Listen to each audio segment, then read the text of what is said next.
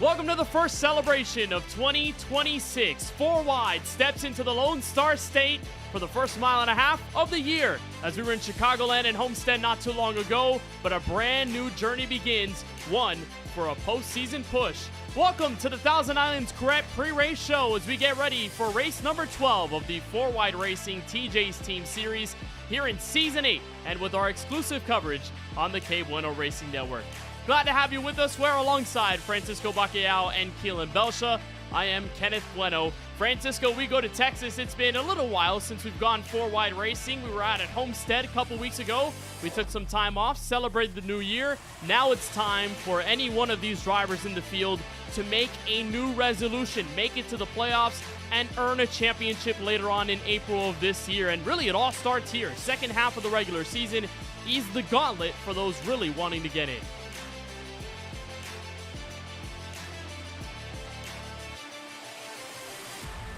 Happy to be back here at the Texas Motor Speedway, Ken, the first event here in 2026, and this is where it all starts to kick off here from here to the end of the season. And we're going to be talking about playoffs here over the next stretches of races beginning here tonight at the Texas Motor Speedway. We then go on to the Darlington Raceway, followed by the Daytona Road Course, just to name a couple here in the immediate vicinity. It's going to be a challenge over the next month.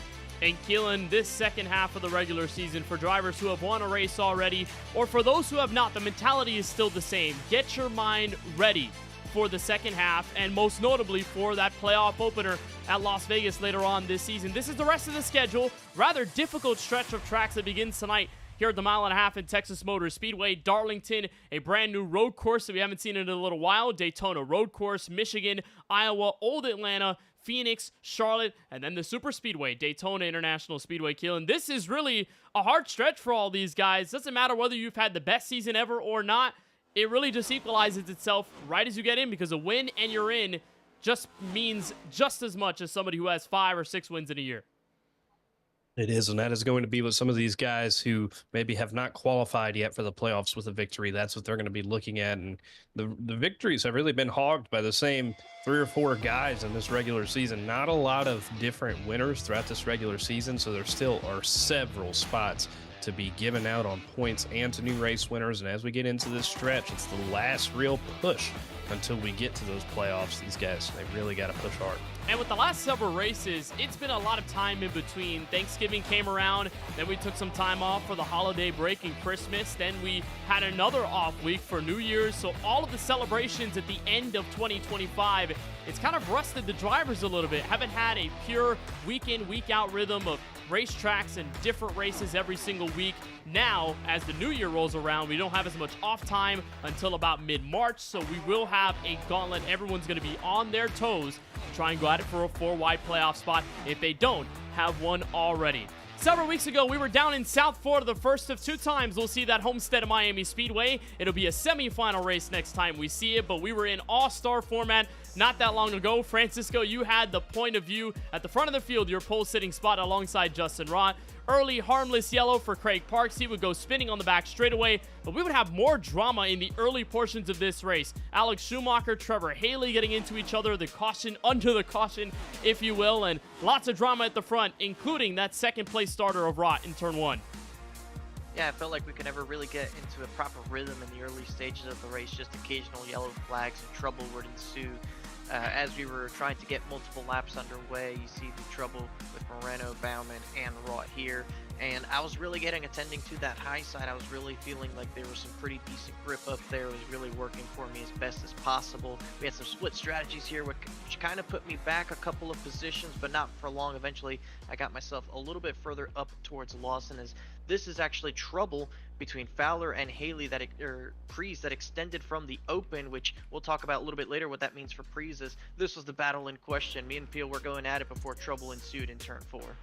Yeah, these two going at it, you and Lawson having a crossover battle, and then just a little mistake by Lawson Peel getting sent into the outside wall off of a loose race car, and then Francisco, you would have a tough journey getting back up to the field, but it would open up the front end for Scott Healy, and most notably the car you're on board with right there, Steven Maggio, working his way to the inside, had run in the top 5 for a bulk of the race, and then this crucial fight with Ethan Fonseca Moreno sideways off turn 4. Healy and Maggio would slice their way to the inside. one of the many laps we would have of great racing. Brandon Banks among one of those heavy hitters, kind of sneakily moving away to the front. And then under long green flag circumstance, the pit stops came important for Maggio. Pitted later, fresh tire call, he would take the lead until a crucial restart. With 3 laps to go, Daniel Moore would spin off of turn 4. Moreno and Jonathan Jurgensmeyer would stay out, hoping it would give them the all-star win. But the fresh tire power for Steven Maggio, his dominance shook.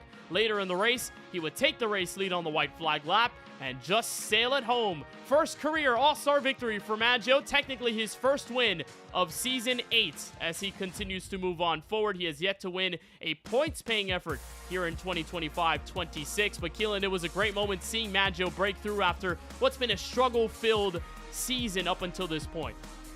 Yeah, he's had the opportunities to break through and put it in the victory lane. You think back to Pocono, where he had a really fast car, and if that race stayed green, it could have been. And then Dover, the strategy call to pit a little bit later, try to run down Ethan, and ended up getting stuck behind him. So it was good for him to get out there into victory lane at Homestead, Miami in the All-Star race. Kick a little momentum his way as he tries to make a championship push. You know, for Nicholas Baumann last season, it propelled him to the first round of the 4Wide Racing TJ's Team Series playoffs in Season 7. He was a rookie back then.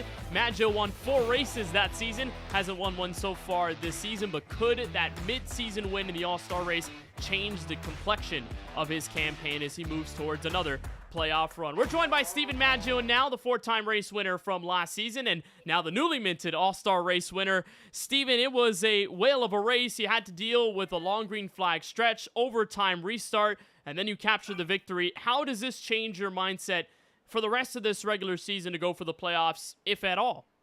It was a little bit of a confidence boost. I know we had a long break, so it kind of diminishes the momentum a little bit, but yeah, I was pretty happy to win because I'm not usually good at that track, so I think that gives me a little bit of confidence that maybe I've just overall gotten a little bit better, and if I can start putting together better races, I can win at tracks that I'm not usually winning at. So you've done well here at this 1.5 miles at Texas. You were in contention to win last season before the late race stuff and Brandon Hawken moving his way through. Where can you build, you feel, on last season's performance in order to step back up and get that first points-paying dub of the season? I think I've gotten a lot better here, actually. I didn't think I was really that good last season, and I took 2 tires at the end, and you know, it was kind of like a last-ditch effort, but it still worked out in terms of like finishing better than where I would have. But I think tonight I might actually be able to compete for the win just on raw speed without even having to pull desperate strategy. So the goal is just to qualify up front and just put together a good race. You know, don't make mistakes. Try to stay away from air packing. I feel like I was actually in a really good spot to win Chicagoland earlier this season, and I mean, there's some you'll never hear me say that like I couldn't have done anything differently there, but that was the only time I ever feel like I've self-spun and thought that there was not a single thing I could have done differently. I mean, the car just absolutely snaps on you when someone's following you that close for that long, and got to figure out if I'm leading late, how to get a good restart to be away from someone air packing. I think that's going to be really important tonight, so that's the goal. Well, Steven, we appreciate the time. You had a really good car and a very good pace last season. Hopefully it translates with even more success here tonight from Texas. Best of luck as we take the green flag soon. Thank you, guys. Steven Maggio finished well here at Texas last time we were here, and Francisco, I'd imagine he is as hungry as anyone to get back to victory lane. We understood just what the assignment was last season when him and several other top-heavy rookie drivers were able to capture victories, and ultimately what led Maggio to a Championship 5 appearance. It's going to be dangerous to see what Maggio can do now with a year removed from basically his last race here and lots of more experience since then. Yeah, he's definitely grown as a driver in this series ever since he was last able to go to victory lane, and he finished second in that championship hunt just a season ago, so he has a lot to improve on even after a great rookie outing for himself. If he can put together a little bit of better races and prove, like he said he wants to do, then maybe he can take that extra step forward and become a champion. And it starts with this very next race here at Texas Motor Speedway to kickstart the second half of the regular season. Led 16 laps in our last race here at Texas, ended up finishing third after rolling off on the outside of the front row for second place. Of course, that 3-wide move in turn 1, right where Brandon Hawken was able to steal away the victory. That one was certainly fun to watch. Well, the path taken by many in this series, like Maggio, is to strike first as a rookie, maintain staying power to win a title, and then become a 4-wide household name. For a driver like Jaden Porter, he's taken that exact path, and even when the hurdles of a tough offseason showed up, he has risen to the challenge as he searches for something yet to be achieved in this series since its beginning: win 2 4-wide titles.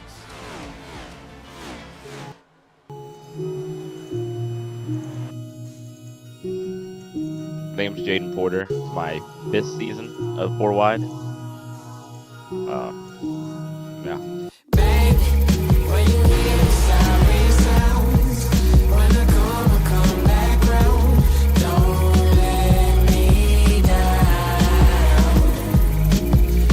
I mean, 4-wide's helped me become the racer that I am today. Without it, I don't know where I'd be, honestly, on the skill level. Like, I'm not like a pro or nothing, obviously, but 4-wide's grown my skill level more than I ever thought I could grow it myself. Racing this league against the competitors that we race, each week has grown my skill level more than you could ever think. And Jaden Porter will get his most emotional victory, and he's going to do it for Dad off the final corner. Jaden Porter is going to win at Nashville Super Speedway. Oh, I can't tell you how much it would mean. There's a lot of other reasons outside of sim racing why that would just mean so much more. The off season's been, pretty terrible for me, I would say. Win a race for my dad, especially since he just recently passed away, that would mean a lot to me. It's just win a race for him and everybody in my family, but to win a championship this season, it means so much for, just like I said, for how hard this off season's been on me for mentally with all that's happened outside of sim racing. So winning a second championship would be amazing.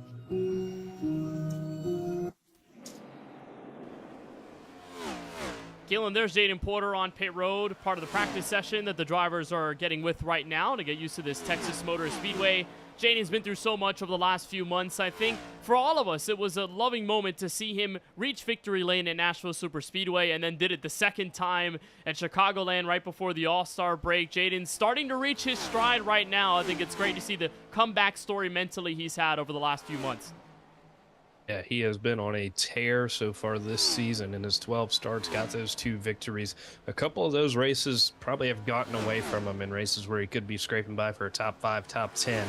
He's ended up behind the wall, and that has led to him being 69 points behind Ethan Fonseca-Moreno, third in the standings right now. But it has been a great start to the season for Jaden, and I think he's ready for that last back half of the regular season push for the playoffs. If he can get a couple more playoff points in the bank as they get things started later this year, late March when the playoffs start, he's going to be really excited about that. He's the defending regular season champion. He was able to capture that crown at the Daytona International Speedway in our last campaign of 4-wide action. Around this time of the season was where Jaden Porter started to reach his peak, winning several races, just finishing well, and over the course of the points category was able to stay up front alongside drivers like Curtis Kelly and Kyle Benson. Porter and Kelly, with those points performances, were able to weave their way into the playoffs nicely. Porter would end up winning Michigan, lock himself into the championship 5, and unfortunately the situation at Homestead locked him out from a chance at winning the title outright for the second time.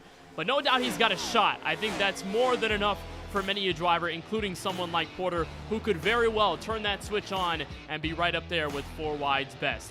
Porter's journey to get into iRacing is one that's very interesting. He had a friend reach out to him, and when he wanted iRacing, reached out to that friend to ask for advice and ask for any tips to get into the sim. That driver is the up-and-comer in this series, and Mikey Neal, entering his 3rd 4-wide season. Here's the story between the two as we talked to them not that long ago about their journey together on the sim.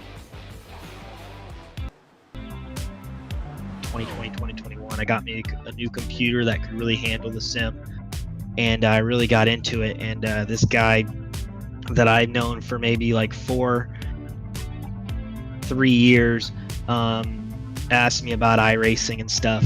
And his name actually ended up being Jaden Porter, who we may know in this series. And I told him that he should get it, and I taught him everything that I knew about iRacing. And for me, Jaden is just a fantastic driver on here. He never gives up. He never lacks confidence. We played Forza all the time together, and he had iRacing like years before me. And I was always asking him questions like if I wanted to get into it or not. And then 2020 finally came, and I got into iRacing. He was on there, and I mean, he taught me everything on here, like how to drive, how to race, how to save tires, how to do all that. So all my success, I owe it to him. He's taught me almost everything on here. He says I'm better than him now, but that's just because he's not on this stuff at home. So, but no, me and Mikey, he's meant the world to me on here, and he's taught me so many things. So all my success, I owe it to him.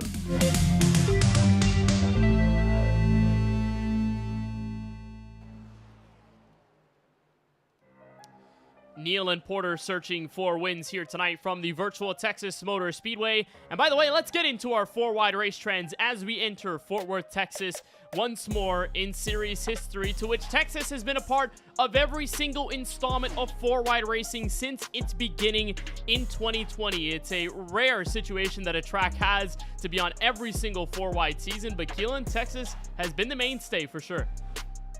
It has, and I mean it's so iconic in the Deep South as far as Texas being on the NASCAR schedule every single season, and it usually finds its way onto most league schedules. So 4-wide, they have been a part of that, keeping it steady through all 7 seasons they've been running. Also hosted the championship finale back in season 4. It's been near the tail end of the regular season for most of 4-wide history. That was really the chance that it ended up crowning a champion at the end of the campaign. Only 2 drivers have won at Texas from the pole position. James Holter did it back in season 2, one of 4-wide's best in the early years, and then a new installment in Brandon Hawkin dominating the season 6 race, and then ending up taking the lead in the final few laps of the season 7 race after winning that pole position. So Brandon Hawkin was the driver to watch for the last 2 seasons. He is not here tonight, nor has he been here for the last season or the current season so far. So we may see a brand new driver take that pole position, maybe end up winning the race until the end. Final trend, a Texas winner has gone on to win the title only twice. Lawson Peel, one of his 7 victories, came here at Texas Motor Speedway in that finale that we aforementioned. He ended up sealing the title with that dub at the checkered flag. And then Brandon Hawkin, have to remember him. He's quickly become one of 4-wide's historic best drivers ever, winning this race last season, dominating after leading from the pole, and then of course walking his way off to a 4-wide championship at Homestead Miami Speedway. So Francisco, I think there is going to be some new history made at Texas as the mainstay track continues to make its name known in 4-wide. Is there anyone you're seeing right now who could stand out amongst the crowd? I think, Kenneth, it's hard to argue to go up against anybody from the BBR camp because they've just been lights out all season long. Take any of the drivers on that organization, they have a chance to go out there and win the race. So they're going to tackle this 1.5-mile racetrack from Fort Worth, Texas that opened all the way back in 1996. Has gone through some changes over the years, particularly turns 1 and 2 getting reshaped and reconfigured with lesser banking and a wider racetrack back in 2017, which sparked a lot of debates among NASCAR fans and even IndyCar fans when the track still went here. And we're only recently in the last couple of years starting to see the rewards of a little bit better action at this racetrack. Here's a lap that you actually were able to provide to us, Kenneth, so this is an opportunity for you to tell us what you felt. Yeah, this track is very grip filled. It has so much grip, even in the first 2 corners where you got to let off a little bit. You can bounce into 4th gear. We'll see a lot of drivers do that specifically over the long run, but then that reconfigured 3 and 4, it's the same amount of banking as it's been for most of Texas's history. However, it is freshly repaid. There's a crucial bump in the middle of 3 and 4. You hit it right there. If you hit it up at the top end of the raceway, it could send you spinning. However, for Texas Motor Speedway, it is fast, it is slick when the sun is out there, and that means it is going to be so much fun when we take the green flag. So that was one of the few laps that I get to put out there for our KBueno onboard lap here at this revitalized Texas Motor Speedway. And with the new iRacing artistic updates that the sim has put out for this speedway alongside the rest of the oval tracks as part of the NASCAR 25 refresh, we've had Texas with a brand new look as well. we had the final week to kind of discuss what we would do for the rest of Season 8 of the 4Wide Racing TJ's Team Series, and we also had a placement for a very special game. Remember the first ever KBueno Bowl that we ended up covering the highlights for not that long ago? Well, it happened twice. The KBueno Bowl, the second one, finally happened. Keelan, it was a battle of the Sun Belt between yourself and Charlie. Tell us how this game went. This was kind of fun to watch. Well, we started off, I was coaching the Georgia Southern Eagles, and we got the ball first, and we actually got down the field pretty quickly. And my running back, number 22 there, that guy is a beast. He carried the ball very well for us. Ended up getting on the board first, 7-0. Arnold, the running back, pounded it in, and the Eagles looked strong early, but this was the story of the game for Marshall. Early, making the completions needed. That quarterback, Del Rio Wilson, back there for Marshall and Charlie's team, he was just slinging a rock like crazy. He went back, he answered for a touchdown. It was quickly a 7-7 game. I ended up going down and scoring and accidentally doinked the extra point. We thought that could be a bad thing to come. Thanks for the replay, Kenneth. I had to. Needed to make sure about that. So went to a 13-7 lead. Del Rio Wilson drops back again and somehow comes down with that one deep in the end zone. What is that, a go route? It was something. Marshall took the lead. We ended up trading blows back and forth, 2-point conversion, and it was halftime, 21-14 Georgia Southern, but that was pretty much all the offense you're going to see from me. The second half, it was a bludgeoning for my team. We couldn't do anything right. Ended up going 4th down right there, missed the 4th down conversion, and Charlie just ended up running the score up from there on out. The final score, 42-24. It was brutal for me. Look at Carlos Del Rio Wilson. 92%. Wow. Yeah, 92%. 52 yards. That's a 5 performance right there. touchdowns. I think He was Marshall. dotting me up.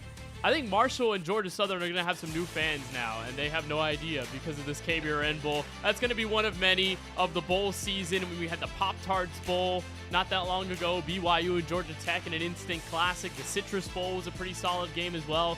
Michigan and Texas at the same stadium in Orlando. First Responders Bowl. Yeah, I don't want to talk about that. That was a 57-20 loss for FIU in their first bowl game since 2019. How about the U? Yeah, the U, Miami, college football playoff semifinal. They're going to be facing Ole Miss, who beat Georgia as Trinidad Chambliss went off. We could talk about college football and the national championship that's going to be in our hometown, Francisco, in a couple weeks on January 18th and 19th. So it'll be so much fun when that happens, and I think it's going to be an installment now, a frequent visit to the KBueno Bowl whenever it happens. It's not a yearly thing. It's kind of an every other month thing, I feel like. So whenever Keelan and Charlie end up giving us another KBueno Bowl, we'll be sure to give you the action here on the KBueno Racing Network.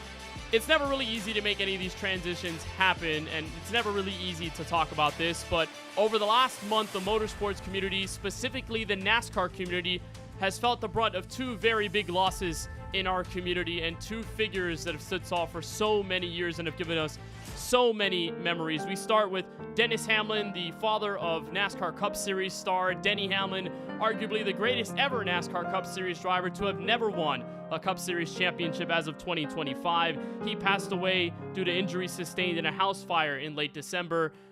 Denny's mother has survived. She had some major injuries, but she is recovering well. However, we unfortunately lost Dennis in that fire. There was always that story from the NASCAR docuseries that Denny and Dennis and Michael Jordan would open up a box of a cigar to light up whenever Denny ended up winning a NASCAR Cup Series championship. Unfortunately, that moment will not happen, but hopefully we light our virtual cigars in a moment of honor for Dennis Hamlin, who passed away last month. And the other, Greg Biffle. Apart from all of the memories that he made as a hero on the racetrack, he was a hero off of it as well. His humanitarian efforts were just unbelievable in the wake of Hurricane Helene that hit the community of North Carolina. Out of everyone, Greg Biffle, of all people, was the first person to respond, to help victims, to help families in a moment of need. And that's just one of the many great things that Greg has done as a human off the track. So as much as we remember him for running that very famous number 16 car for Roush Fenway Racing, which is now Roush Fenway Keselowski Racing, Greg was a hero off the track as well, and we honor him tonight. There are several drivers in this 4-wide field that are repping very iconic Greg Biffle paint schemes that he ran over the many years of his NASCAR Cup Series career. Tonight we honor both of them. Dennis Hamlin was 75 years old, Greg Biffle as well. passed away.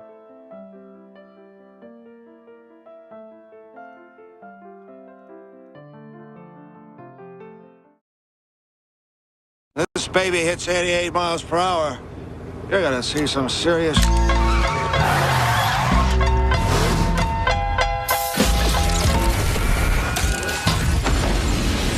wanna know if he still got it. They say rap's king. They wanna know how I feel And even when I was close to defeat, I rose to my feet. Taking my time to perfect the beat, and I still got love in the streets.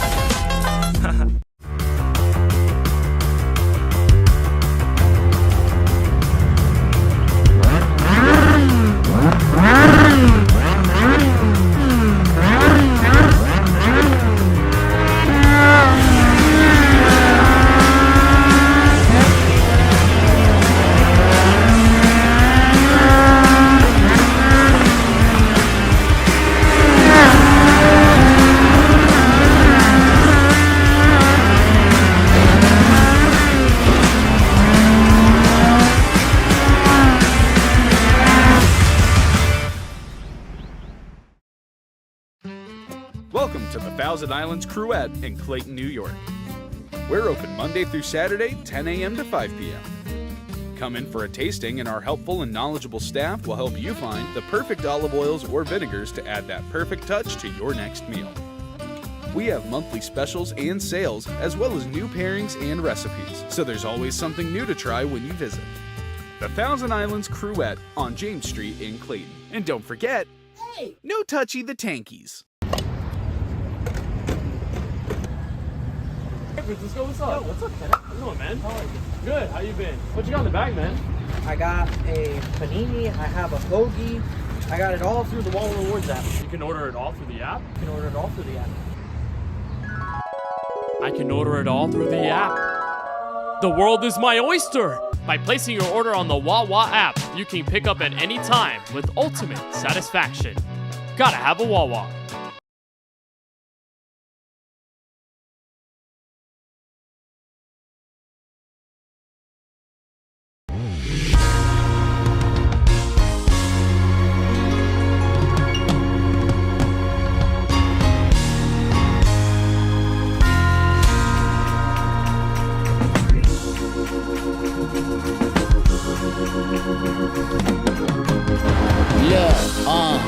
Early in the morning, got sun in my eyes. Giving glory to God, I'm alert and alive. I ain't even sleep, I've been working, I'm tired. But it's not gonna deter my assignment. I be trying to understand the mind of when you living in trauma, to find a way, a reminder, put it behind us. Mission was on the compass, it was put in the rough. We found diamonds, category my life a comedy drama. Come with the comments, come with the sticks and the stone. Come with that red dot, I'm wearing combo, they got song. But they come with a headshot, but they hit me, drop me, get me gone. Cause when daylight come, gone when I go home.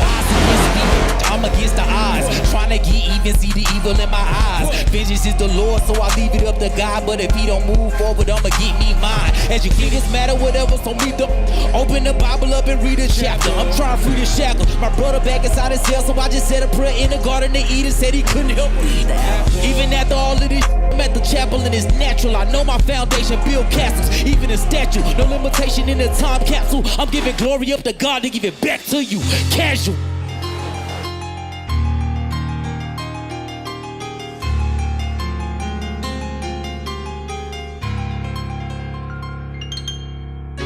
Hell yeah.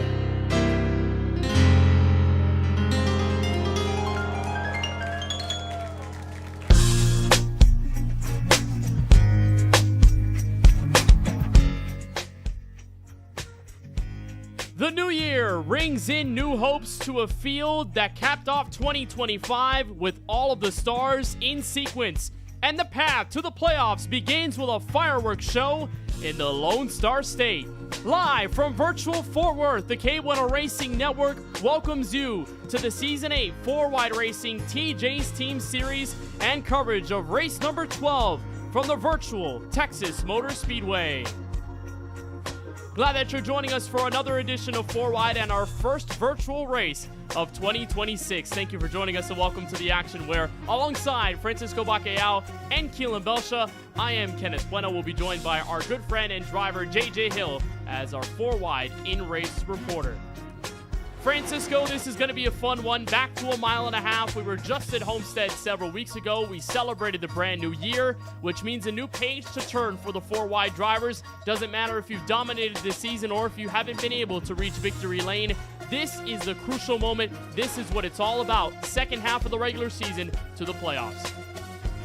Our last points-paying race here, Kenneth, was on December 3rd at the Chicagoland Speedway. So after an all-star race and multiple weeks off for the holiday festivities, the brand new year to enter 2026, we now sit here with an opportunity to start fresh, to start strong this second half of the season, a push for the playoffs, a push for the championship. So you want to try and get your best possible start here tonight.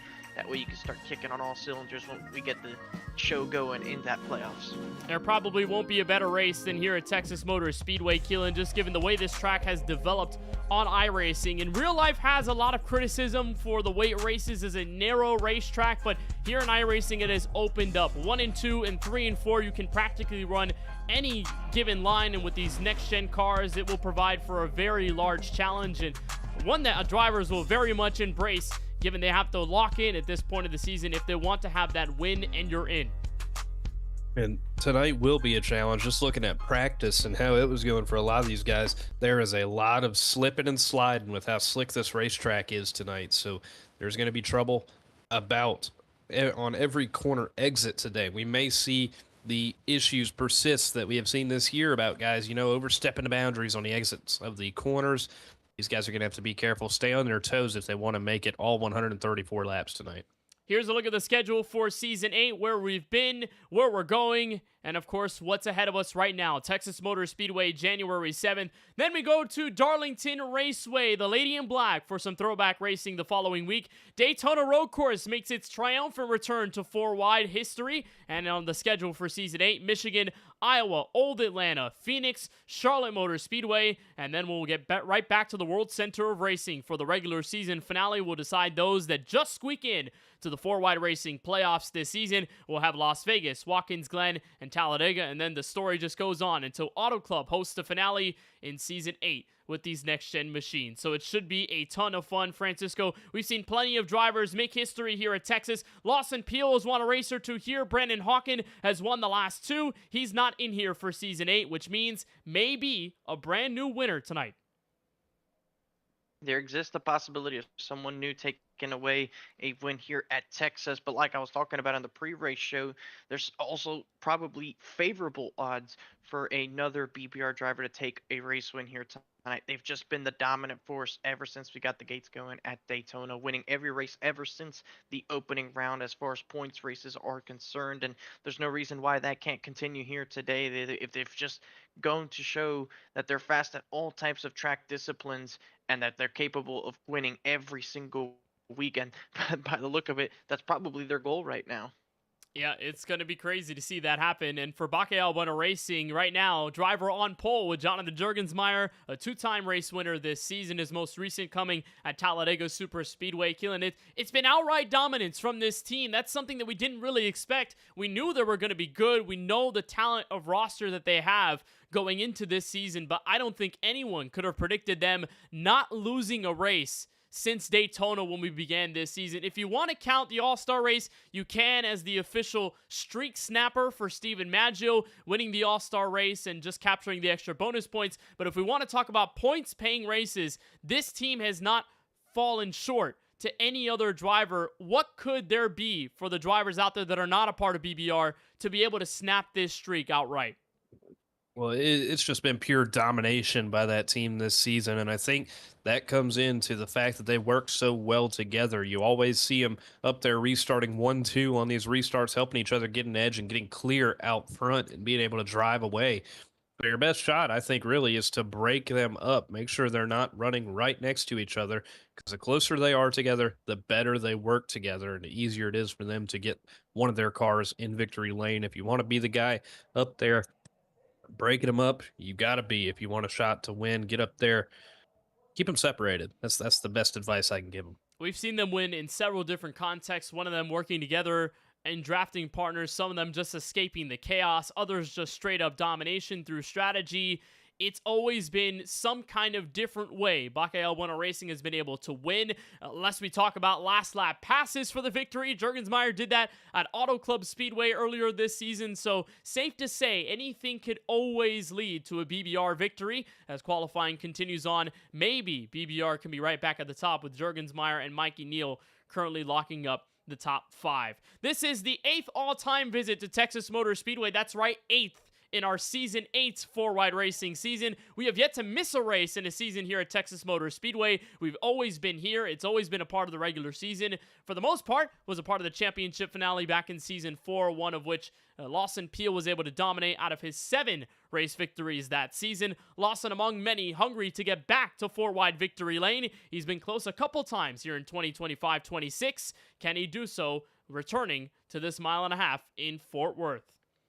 Well, drivers are going to be set behind the iRacing official pace car. We are ready for the starting grid here at Texas Motor Speedway, race number 12 of Season 8 in the 4-wide racing TJ's Team Series. We're on the pole is the driver who finished 3rd here last season, Steven Maggio, with a 29.695. He'll be on the inside of the front row, taking the green flag first, alongside rookie standout Michael Walls for GOAT Incorporated, the Daytona International Speedway winner, looking to grab his 2nd victory of Season 8. Jonathan Juergensmeyer steps in with his number 2 Ford Mustang. From 3rd place, Mikey Neal on the outside, the 4th place car. We talked about him earlier on in our Thousand Islands Correct pre-race show. He still looks for his first ever 4-wide victory. Lawson Peel enters this race inside the top 5, won this race and multiple times in his career. Nicholas Bauman, one of many of the Greg Biffle tribute cars we'll have here tonight. The Pennsylvania native rolls off in position number 6. Trevor Haley, his number 4 car, rolls off in 7th alongside rookie Randall Payne. Great qualifying effort, was at the top of the board for a little while before being knocked down. The 46 machine starts on the outside of row number 4. And then the final 2 in the top 10, Craig Lownslager in his Murray Reedy Motorsports number 13 and Justin Rott in the 07.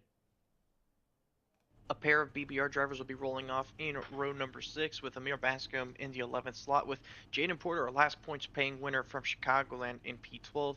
AJ Green, former champion, will be in 13th alongside Andretti. Robinson's already putting close to a couple of race wins in his few starts. Alexander Schumacher looking to continue his good season so far in the 15th position, with Greg Parks in 16th. Donovan David's going to be making another start here in the number 94 machine. He'll be rolling off from 17th, with Blaine Snyder alongside him in 7th after taking pole at Chicagoland last time out. Randy Showers will be rolling off into in the 19th spot, with JJ Hill, our in-race reporter, rolling off from 20th Keelan. Back in row 11, we have the 77 of Daniel Moore, who's put together some good runs this season with Brandon Gillis in the 9 car to his outside. Christopher Bishop rolls off in the 23rd spot. Jason Hastings back. He starts in the 24th spot. Back in row 13, Ethan Fonseca Moreno did not get a time in, so the dominant driver of the season is going to have some work to do starting back in 25th. Tristan Bailey to his outside in the 26th spot. Kyle Benson. Those are some heavy hitters that are going to be starting deep in this field after not getting a qualifying time. Benson starts 27th. Tony Kivett in the 76th to his outside. And then rounding out the top 30, we have a couple of DBR teammates in Eric Schaefer and Brandon Banks. Back in 31st is where you'll find Juan Escamilla, the sophomore driver for Dark Horse Motorsports, and Chris Fowler, his number 11 Toyota Camry, ran in the All-Star Main a couple weeks ago. He's in 32nd place. Michael Newbraw back in 33rd. Timothy Cook Jr. back in 34th on the outside of row 17. Brandon Showers in the 33, making his first 4-wide start. He starts from 35th, and CJ Munier, the New Jersey native, in the number 89 machine, will round out our 36-car field here from Fort Worth, Texas. Let's get a moment to talk with our KBRN in-race reporter before we get this thing started from the Lone Star State. And joining us now is the driver of the number 21 for Dirty South Racing, JJ Hill. JJ, first of all, great to talk with you. It's been a little while, but how are you feeling about this race? First start in a little while for you in 4-wide. You know, it's always difficult getting back in the seat, but especially here, this track's so tough. We're just looking to try to do our best just to keep it straight and just hope for the best here. So Texas, from practice, heard a lot of comments about this track being very slick. Did that feel the same for you in the practice session, and how were you able to handle the adjustments of the way the car was reacting to the surface?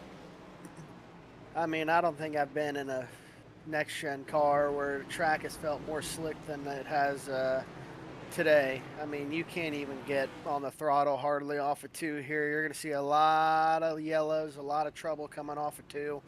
I mean, every single car in the field has been slipping and sliding around. It should be entertaining. It's going to be just a battle of who can kind of not slide the tires the most, and whoever does that will survive the long runs if there are any, and we'll just see how it goes after that. It's really just turn 2. Hey, don't put the juju on us. Hopefully it doesn't lead to a bunch of yellows tonight. Keelan, do you have any parting words for JJ before we go green? I wish you luck, JJ. I think this is going to be a tough one. I told you when you talked about racing tonight that this is going to be a tough combo to hop into a Texas Next Gen. But you're going to go out there and you're going to make Dirty South Racing proud. You're going to put it in victory lane, right? Yeah, we'll go with victory lane. Yeah, that's. All right, well, JJ, thank you so much. As we're getting ready to get green here from Texas, JJ will hopefully be joining us for a good amount of tonight's race from Texas Motor Speedway. Just quickly before we get the green flag, Keelan, you've got your keys set up. What will it take for a driver to reach victory lane tonight? Well, the first one, you got to hit your marks tonight because these 2 corners are so different in the way they are banked and everything going on with them. One's very wide, one's not. So hitting your marks is going to be important to running good lap times. Track position, Stephen Maggio is going to have the clear windshield early. His goal was to qualify well, and he felt like he'd have the speed from there, so we'll see how that goes. Avoid early carnage. Trends have pointed towards early cautions followed by long green flag runs. Those early cautions, they could happen tonight, especially with the way this driver base has been talking about how sketchy it is off the second corner. And one final push to the playoffs, Kenneth. We're reaching the second half of the regular season. Just a few more races to try to put yourself in a playoff tonight starts that push. All right, let's get it started. Stephen Maggio, Michael Walls, Toyota and Ford Mustang, ready to bring in the first of 134 laps NIS distance here from Texas at a little over 200 miles. As the pace car comes down for the 12th time this season, we'll go green flag racing, and for the 8th all-time visit to Texas Motor Speedway, it's Maggio and Walls bringing us green flag racing from the Lone Star State.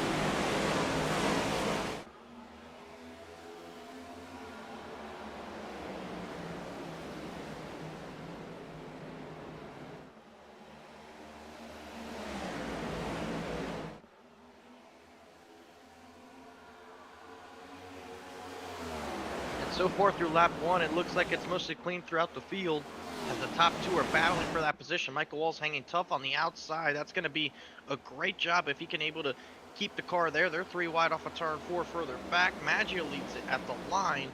Juergens right in second, and the caution flag waves. Trouble off board. High octane 3 and 4. Andretti Robinson seems to be in it. AJ Green may have also caught a piece.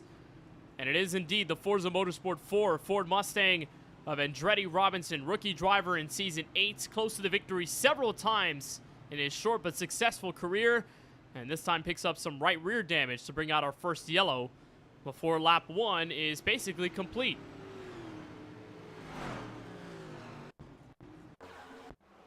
It looked like it was back there in that 3 wide mess that I had just seen off the top of my shot there, and they were trying to give each other room, but this track doesn't feel narrow, but in the trial, when you really realize how narrow it is for 3 wide with the way the groove kind of slings back and forth. And right here, Green just kind of drifts up enough, and it's enough to send that 45 spinning. He's able to go away clean, but then as he's locking it down, here comes Brandon Gillis, nowhere to go for that 9 car. So tough for Gillis there, nowhere to go as Robinson was coming up the racetrack.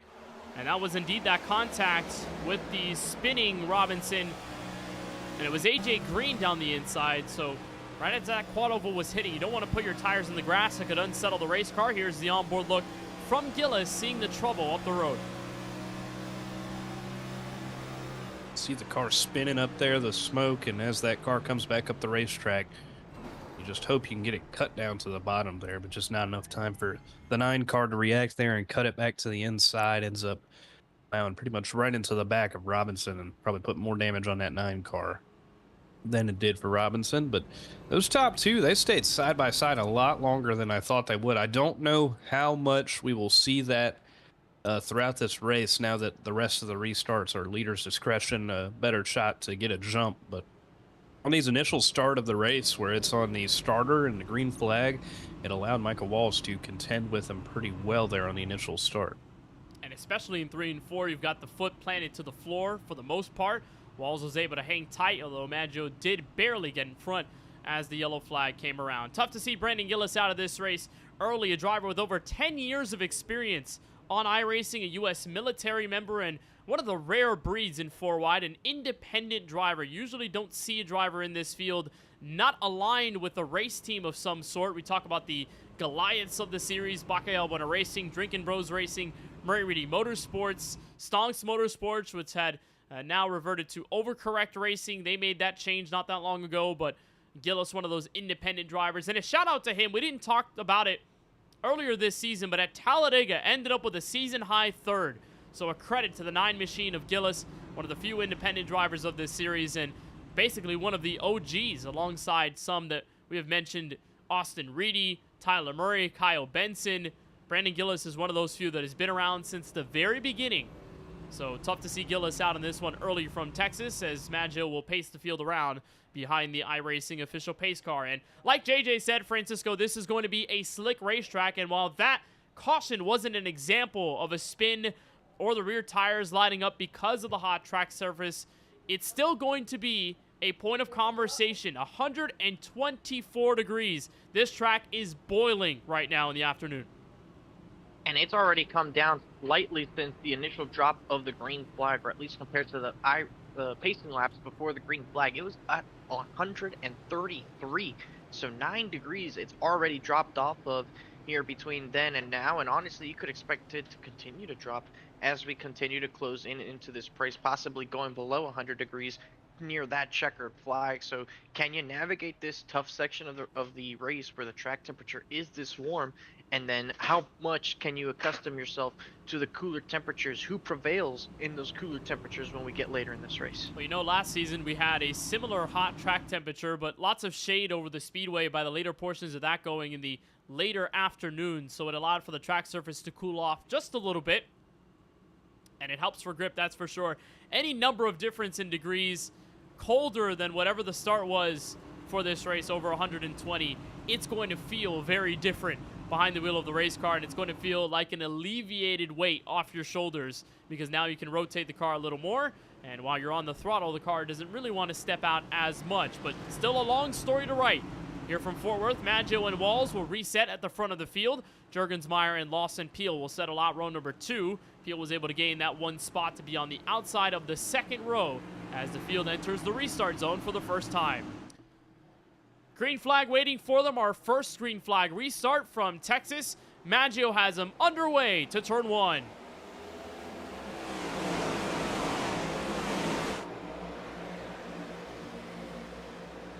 Great jump for Maggio there. He clears back to turn 1. You see Jurgensmeyer. He's trying to hang on to second there as Walls tries to hang it around the outside, but the 2 will move to second. Peel will peek to the bottom. They're not quite 3 wide, but he is certainly looking to try and move up into a podium spot there, as that's one of the other Dark Horse Motorsports cars. That's Trevor Haley that's settled now into the 5th spot. Very crucial, Keelan, to get to the inside here at Texas, specifically in 3 and 4. You don't want to be that driver like Walls, just hanging it on the outside, hoping that any amount of mistake down low can help him surge in front, although he does right now in 1 and 2. Peel's going to wait on his moment to shine against Jonathan Jurgensmeyer for 3rd. But great battle so far. Haley, Neal, Lauenslager working in the rest of this top 10. And the first battle we're seeing on the racetrack. Bauman on the inside, Amir Bascom, the rookie, up high. And like you were saying, Kenneth, when you're that guy on the outside like Bascom is right now, especially in 3 and 4, if you're trying to keep that speed up, and maybe you can make a pass up there, it's maybe a little bit easier to pinch that guy on the bottom down. But when you're wide open in 3 and 4 on that banking, you are lighting those tires up, and you are taking away from the grip that you may have towards the end of the run. So you have to use that top line sparingly, really only use it to make a position. As you see, Bascom takes that spot and he immediately reverts to that white line. But that is something these guys are going to have to be careful of. The more you stay on your throttle and just crank that wheel to get it turned and pinch down on that car below you, the more strain it is on your tires. Here's our Charlie Byer photography onboard camera with Mikey Neal, the North Carolina native, and probably not in great spirits as a college football fan, as Ohio State Buckeyes got eliminated in the quarterfinal. against Francisco's very own Miami Hurricanes team, as he runs inside the top 6, trying to chase down that 3M Chevrolet of Trevor Haley. Look at Jurgensmeyer right on the tail of the fellow Ford Mustang in front, and that was a crucial start as Neal gets loose and saves it off turn 4. The crucial restart for Steven Maggio, already in headway and not necessarily looking back, as inside goes Jurgensmeyer, outside goes Lawson Peel, 3 wide for second. And this is a move I've seen Peel make here before with this newer next-gen car over and dropping the hammer at Cup Series action, and that gave him the win. That move did, but now he's a little bit more patient, knowing it's still early in this race. He's fighting for third with Jurgensmeyer, looking to maybe take second away from Michael Walsh. You see Jurgensmeyer lose the nose. There's Peel getting sideways, and that brings in the battle for second. Now there goes Trevor Haley peeking on the outside of that 2 car, as they will battle for the 4th spot in the process. But Kenneth, a lot has already happened in this race. Juan Escamilla, sitting on pit road right now, has not moved since the drop of the green flag. He is there, the car is physically there, but not actually driving it anywhere at the time. And Ethan Fonseca Moreno did not take the green flag. He registered but did not take the green, so big names not in this race. Well, Ethan didn't really feel motivated to run tonight's race from Texas. Almost felt like he kind of didn't want to sign up for the session. He did anyway. We anticipated he was going to run. Unfortunately, he will miss tonight's action from Fort Worth. Surely he'll be back when Darlington kicks around next Wednesday night. There's Peel continuously fighting against the rookie and the seasoned veteran of Lawson Peel. Finally moves on forward. The onboard look from Walls. The pressure is still not gone yet. That Red's Apple Ale Ford Mustang of Jonathan Jurgensmeyer is still creeping up, and a little scuffle between them, Keelan, had opened up the door for the Exalta Chevrolet of Peel. Now Jurgensmeyer under the attack again in turn 1. He's going to look to that inside. Wall's playing good defense, doing what you have to do in these cars and kind of plant your nose in front of him and hold that guy back. That is what Walls is doing.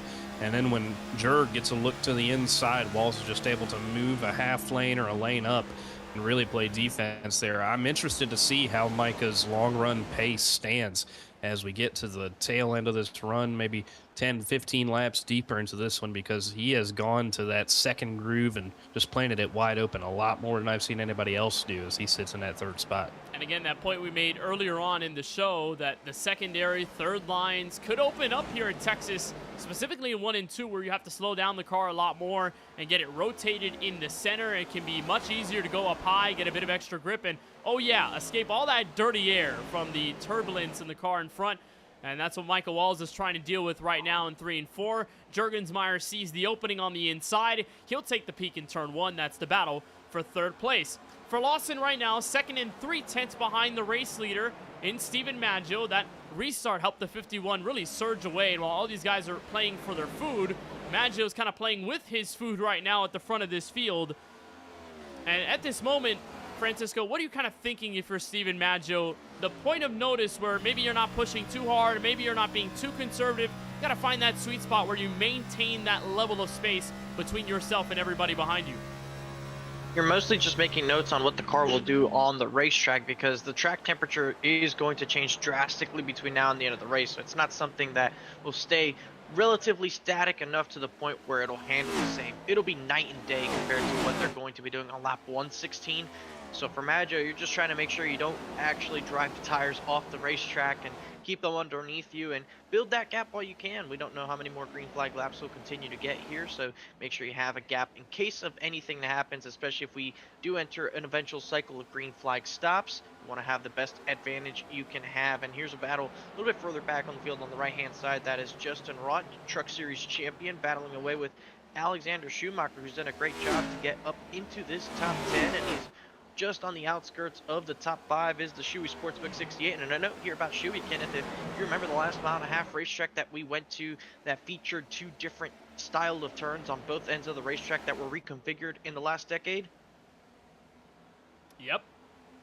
And that was Kentucky, where Shoei performed his best career 4-wide start to date. So keep an eye out for the 68 if he's able to keep this up going into Texas. His best finish of the season, 3rd. The race before that, Auto Club Speedway, in that final lap dash that involved the crash between Gabriel Dehari and what would have been the race winner, Mikey Neal, then turned into the hands of Jonathan Jurgensmeyer, who currently runs in 4th place. But for the Port Huron, Michigan native of Schumacher, what an impressive season it's been.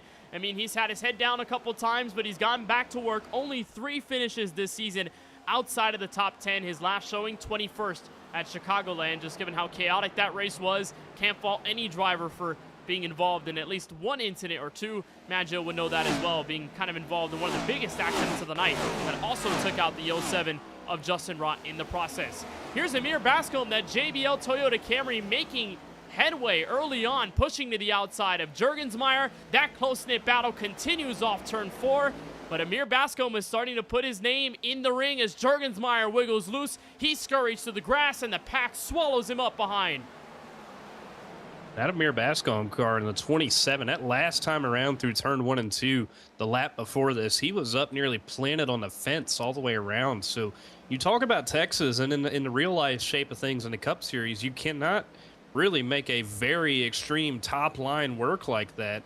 But Bascombe making it work, and Alexander Schumacher following him through the pack, and now maybe trying to make a move on that 27 car as Schumacher picked off Rott, and he picked off Haley and Jurgensmeyer to put himself into the back half of this top 5. So early comers and goers here, Kenneth, and this is one of the rare tracks in the next gens where it feels like you can really push if you want to push and make those positions, as tank slap in the wall there for the 68 and nearly the 27. But this is one of those rare tracks where you can really push on the early stages of the run, make up positions, and hope you have enough on the back end of the run to hang on to it.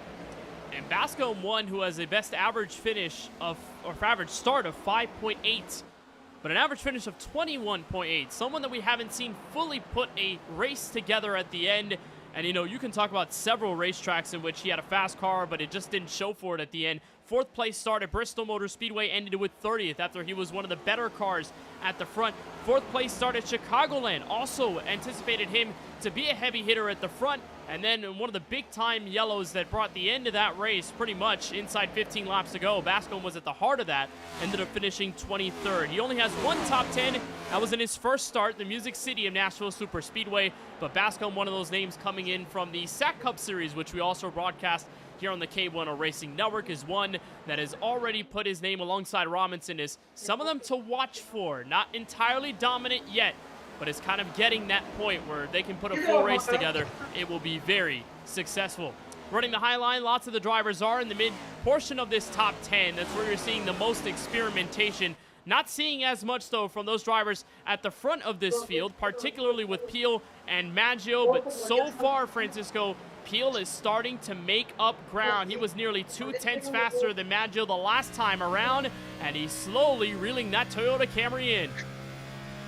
It at one point was almost 2 seconds, the gap between first and second, but Lawson Peel's done his job in trying to close that gap, and he is putting it to perfection. Not too much to where he'll hurt the tires, but just enough to where he'll start creeping in on that 51, make him have to look in the mirror and start thinking about some kind of defense plan. And in the process, he might have to look in the mirror himself here soon, because that 68 of Alexander Schumacher, Kenneth, he has done a fantastic job of going through the field. He has now moved up into third, and he's probably one of the best at making that third lane, the middle of the very racetrack, work on both ends of the racetrack. He's one of those that has felt confident away from the bottom of the track, and if he catches up to these two, it's going to be crucial for him to make a pass with that lane. Also one of those confident at this stretch of the run. 25 laps in. It's not entirely at the full cliff, but it's nearing that edge. The sweet spot is where Schumacher has been able to make a lot of time up here in Season 8 as he tracks down the Season 4 champion and the two-time Texas winner. Only one of two drivers in four-wide history to have ever won a pair of races here in Fort Worth, Texas, and the driver with the best average finish out of those who have 2 or more starts here in Texas, a average finish of 3. He has never finished a Texas race outside of the top 10, and the same can go for fellow seasoned veteran in Kyle Benson. So, of course, Peel, who's had a struggle-filled Season 8 so far, Keelan, can really turn around his ship right here. First race of 2026, first race of the second half in this regular season. Peel hasn't been able to reach victory lane yet. Could tonight be that game-changing moment for the Mississippi driver? Hey, you look at his season, only 4 times has he been able to come away with a top 5 finish, and really hasn't led all that many laps. Really, the one he led the most laps at was Montreal, and ended up not getting into victory lane there, but he hasn't really been as effective as you expect out of that guy. So trying to put together something here, it could be a good classic battle between Maggio and Peel is what it's shaping up to be. But look at that 27 car, Kenneth. I mentioned it a little bit earlier. Look at how far up on a racetrack he is running on that end of the track. And he's somewhat making it work as Justin Rott now works on him for that 5th position. And he's been experimenting a lot. 3 and 4, a little harder to be all the way up there when the cars are still as gripped up as they are, and you have so much downforce to play with at the bottom end of the machine. So right in 1 and 2 is where you can really start to expand your horizons. That's where Shui is right now. 3rd groove up at the top of the speedway. Bascom playing it a little safe here, right in front of Justin Rott. Michael Walls right behind. This battle will continue for 4th. However, we'll watch them as this green flag run persists, our longest one of the night, as we continue through what could be green flag pit stop territory. Here's a battle for the inside of the top 20. This is rookie Blaine Snyder. As caution comes out for the 2nd time tonight, Christopher Bishop in trouble back straightaway. And that's at a crucial point in the run, Kenneth, because with this hot track temperature, tires are going to be absolutely worn out. You can expect most of the field to bring it in and possibly change 4 tires all the way around just to make sure they have something underneath them. Unfortunately for Christopher Bishop, he's got some front end damage, it would appear, so he's going to have to fix that one and try and get back going. The leader's definitely scratching their heads. So here it is, outside turn 2, where Bishop just wiggles loose underneath Daniel Moore. And, oh, just nearly catches Michael Newbraw and does. Newbraw goes hard into the inside wall. And the Blackstone Ford Mustang ending up in the largest piece of trouble tonight. As there's a look on the inside. And, again, we talked about that slick track surface kill, and he was saving it from the mid portion of the corner and then just overcorrected. And that's something that, you know, some of our drivers, Benson and JJ, who we talked to before this race, they mentioned to us in practice about how that grip really steps away. And coming off turn number 2 and right there at Bishop, unfortunately, Newbraw, nowhere to go, as looks like pretty much all the field is going to come down, get service here. Expect 4 Goodyear tires and fill that tank up with fuel, kind of reset here as we get ready for a restart 30-some laps into the race. That's the 54-year-old from Muncie, Indiana, Christopher Bishop, longtime driver in this series for Meridian Motorsports. He'll try to get his Ford Mustang fixed as the field comes down for wholesale service on pit road. I don't think it'd be the time yet, Francisco Formaggio, to implement one of his classic 2-tire calls, but for everyone else, the idea is try to beat him by a nose off of pit road. Clean pit stops around the board. Peel's going to try and get there. Can he beat Maggio to the line? No. iRacing is going to give the lead to Maggio, but a photo finish off the pit lane. We normally see those some of these race off pit road as of late. It seems as we see guys just so close, and I think it just depends on which is the scoring line. I think that's the one that really decides it, but it's right at the end of pit road, I believe. I think somewhere in this area, I think this is the actual scoring line that iRacing uses. I could be wrong, but this one makes the most sense since that's the only white line I've noticed Maggio ahead of the 12 car. There is a sponsored line further down where the actual cone is, but you're right, the timing stops there, and iRacing decided it was enough for the 51 to be ahead, although Peel had a very quick pit stop. You'd imagine, did he take 4 tires? And the answer is no. 6/10 faster on the pit stop. Up and down the jacks between himself and Steven Maggio, and both of them 4 tire calls. So an unprecedentedly good pit stop for Lawson Peel. He's going to remain himself in 2nd. Schumacher ends up 3rd. Michael Walls 4th. Mikey Neal inside the top 5. So a great pit stop for Alex Schumacher, able to maintain his top 3 stay, as we'll get the 1 to green from the iRacing official pace car. So a great run for Steven Maggio. Keelan stepped up on the first restart of the race. Now how different will it be? Will there be a feeling of more pressure, or will it just be business as usual back to turn 1? I think if you're Maggio in this position, it should just be business as usual, because you're going to have control over this restart. Just get out front and try to build that lead up in the early stages after this restart. Get it out to about a second and then see what you can do from there. His short run speed looks spectacular there on that initial jump of the race. That 51 should be in a good spot here. And at 12, he's just going to have to try to find a way to get settled for second and try not to have a challenge from the 68 of Schumacher, who has been really quick here today. It's going to be that crucial part of the restart zone where if Peel doesn't shut down the Shoei Sportsbook number 68, Shoei can make a move to the inside and possibly be at a race high second, which has been a very strong run for all three of these cars at the front. Tire wear kicked in. Shoei was one of the better drivers out of the bunch. Peel's going to try to respond to the Sports Clips Toyota Camry through the Echo Park Automotive restart zone for the second time tonight. It's an early getaway for Maggio. Here comes Shoei to the inside for second. Better restart for Peel than most second place starters tend to do, but Shoei's just inside enough to prevent the 12th car from going all the way down.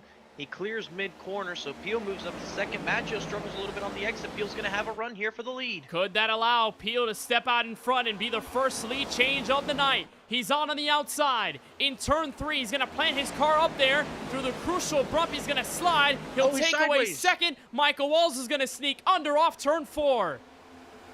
He did a good job keeping it under him there as he loses a couple spots, but that could have been way worse than it was. You think back to just a couple weeks ago at the Homestead All-Star race, a very similar slide for Peel, overstepping and being a little aggressive, took out himself and Francisco Bacalhau from being competitive in that one. So really good job keeping that car underneath him. And we talked about that bump in 3 and 4. I mean, it's nearly full throttle on fresh tires, Francisco, but when you run that second lane, the bump hits you much more aggressively, so it can really step you out. Think of it almost as that huge bump in the middle of 3 and 4 at Homestead in Miami. When you run the wall, there's a huge bump in the middle that could really unsettle the back end of the car, create more of that oscillation. And for Peel, it's what stepped him out in that moment, fighting for the lead. But he fades back to 5th. Great battles behind. Here comes Kyle Benson threading the needle on the back straightaway under Jaden Porter for 6th.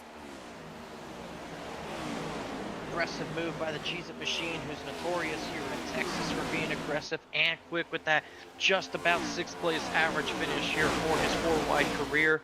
Benson trying to go back to victory lane for the first time since season 6. Nearly 2 full seasons have gone by in 4-wide competition since the Pennsylvania native has gone on to win a race here in the 4-wide Racing TJ's Team Series, but he has some fantastic news over the holiday break to share with us and everybody and 4-wide, and I think that news alone is enough motivation to get him going in the right direction and make a push to victory lane. That's right, on Facebook, and Keelan was the one to break it to us at the KBueno Racing Network before Kyle officially confirmed it to us in the voice chat not that long ago. He's having a baby, so a huge congratulations to Benson, his girlfriend, as they await a newborn child. So Benson hopefully maybe can get his son or daughter into the ropes of iRacing. But for right now, still hunting down Trevor Haley and Jaden Porter up at the front in the top 5 as Mikey Neal will sneak underneath, and Benson alongside Peel, one of the several drivers without a finish outside of the top 10 here in Fort Worth, Texas. That season 6 race was one of note specifically for the Pennsylvania driver. So he'll step up top. That battle continues on as Alex Schumacher has fallen outside to second. Remember Peel's mistake that dropped him out. Michael Walls was able to take his place. But remember in that first run, Keelan, we saw some good stuff out of the Consumer Cellular car of Walls before maybe the mid-run stepped in. That's where Schumacher was able to beat him off the jump. And now this fight reignited for what's going to be the second spot. Yeah, Micah has had that speed on short runs, and he was keeping up with Steven a little bit earlier, but we saw him, remember, he was kind of migrating up the racetrack a little bit to play defense. Can't really do that now because Schumacher is migrating up the track to play offense, so it is a little bit more difficult for Walls to be defensive here, but it seems these two guys probably content in the position they are right now. You know, there may be nobody hungrier in the field to get in victory lane than Alex Schumacher, Kenneth. That guy has... He's been on himself pretty hard about not being able to execute and get in victory lane, and, you know, it is motivating as a driver to look at it and say, hey, these 4th place finishes, these 5th place finishes, they are not good enough. If you want to win a championship, you have to be in victory lane. That mentality has got him some good results as he sits in 3rd right now. Yeah, and Shuey, he's been tough on himself a lot. Keelan, we've heard him vent some frustrations to us sometimes in the voice chat. He wants to be better. He feels like he's going up against some of the best competition he's ever faced, and this is his best opportunity to do so. Ran good at Kentucky, and he was disappointed with that one, but he learned a lot, and it seems as though a lot of what happened at Kentucky is carrying over to this race here tonight. Very similar track structures with the opposite end to one another, and he is proving to be very competitive here as he continues to try and fight for the second spot. And he told me that he's going to be wearing the Cade Cunningham jersey. He was at the game against the New York Knicks on Monday night, and he's looking to try and carry some of that Cade magic here on his way to a successful run. Hoping that the Detroit Pistons can walk away with an NBA championship, something that they haven't done in over 20 years. 2004, the last time they did it, with a very contentious squad. And for Shuey, you're right. He's one of those drivers with his heart on his sleeve. He always has his emotions out there, good or bad. And he's honest about it as well. He's never afraid to show it.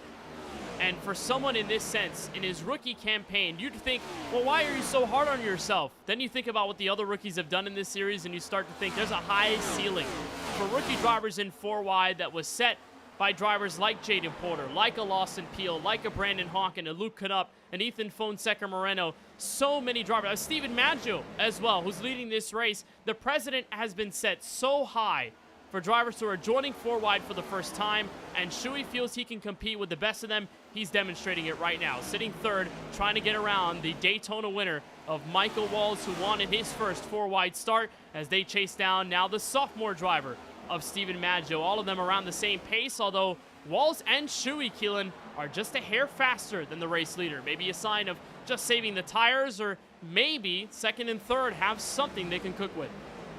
Well, you got to think, as you're the race leader, is a big slide out of Walls there is going to allow Schumacher to scoot by off the 2nd corner right there. Good job for Walls keeping it underneath him and not, looping that car around like Christopher Bishop did earlier. But there is a caution coming out again. 3rd time today we will have the caution flag fly. It's the in-race reporter today, J.J. Hill, around off the 2nd corner. Oh, no. Oh, lots of front-end Car damage. might be broken. On his DSR Toyota Camry, we saw similar damage to Christopher Bishop, who brought out the 2nd yellow of the night. And Dirty South Racing is going to have a heavy expense report, trying to fix this race car for their next outing. JJ Hill with all that damage. Let's see how it all unfolded, though. That was a similar point of trouble to where Bishop found himself around. And it's honestly the same story. Just on the inside, and back end loosens Francisco, and that's what's going to send him into a passenger. Yeah, unfortunately, that's the tricky part of the racetrack. You see the clip there to Randy Showers with the right front tire as he's trying to avoid the spinning JJ Hill. That's just the trouble spot. That it just is with the lesser banking and the high speeds that you're carrying there. The the car is just so free. You're putting all that power down. Look how the banking just goes away so smoothly. It gets loose, and it's so easy to overcorrect these race cars. It really is. So whenever you see a save like the one Michael Walls, Jonathan Juergensmeyer, Lawson Peel have had in this race, if they're able to save it, kudos on them, because that is a difficult save to make in these cars, in these track conditions. And I'll tell you what, it's not exactly line drive down into the pit lane. A couple of drivers are in further back, and we'll see how that plays into the strategy, because this does open the one-stop window.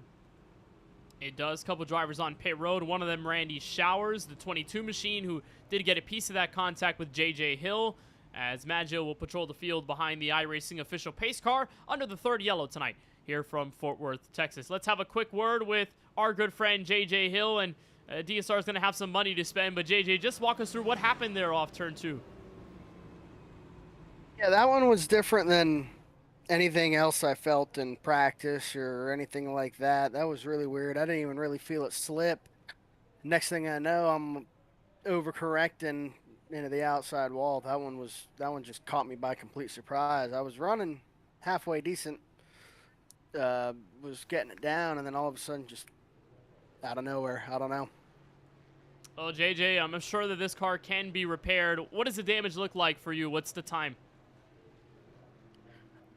It's about 15 minutes. I don't know if we're going to get it repaired and get it back out there. I think we're going to call it a night for this one.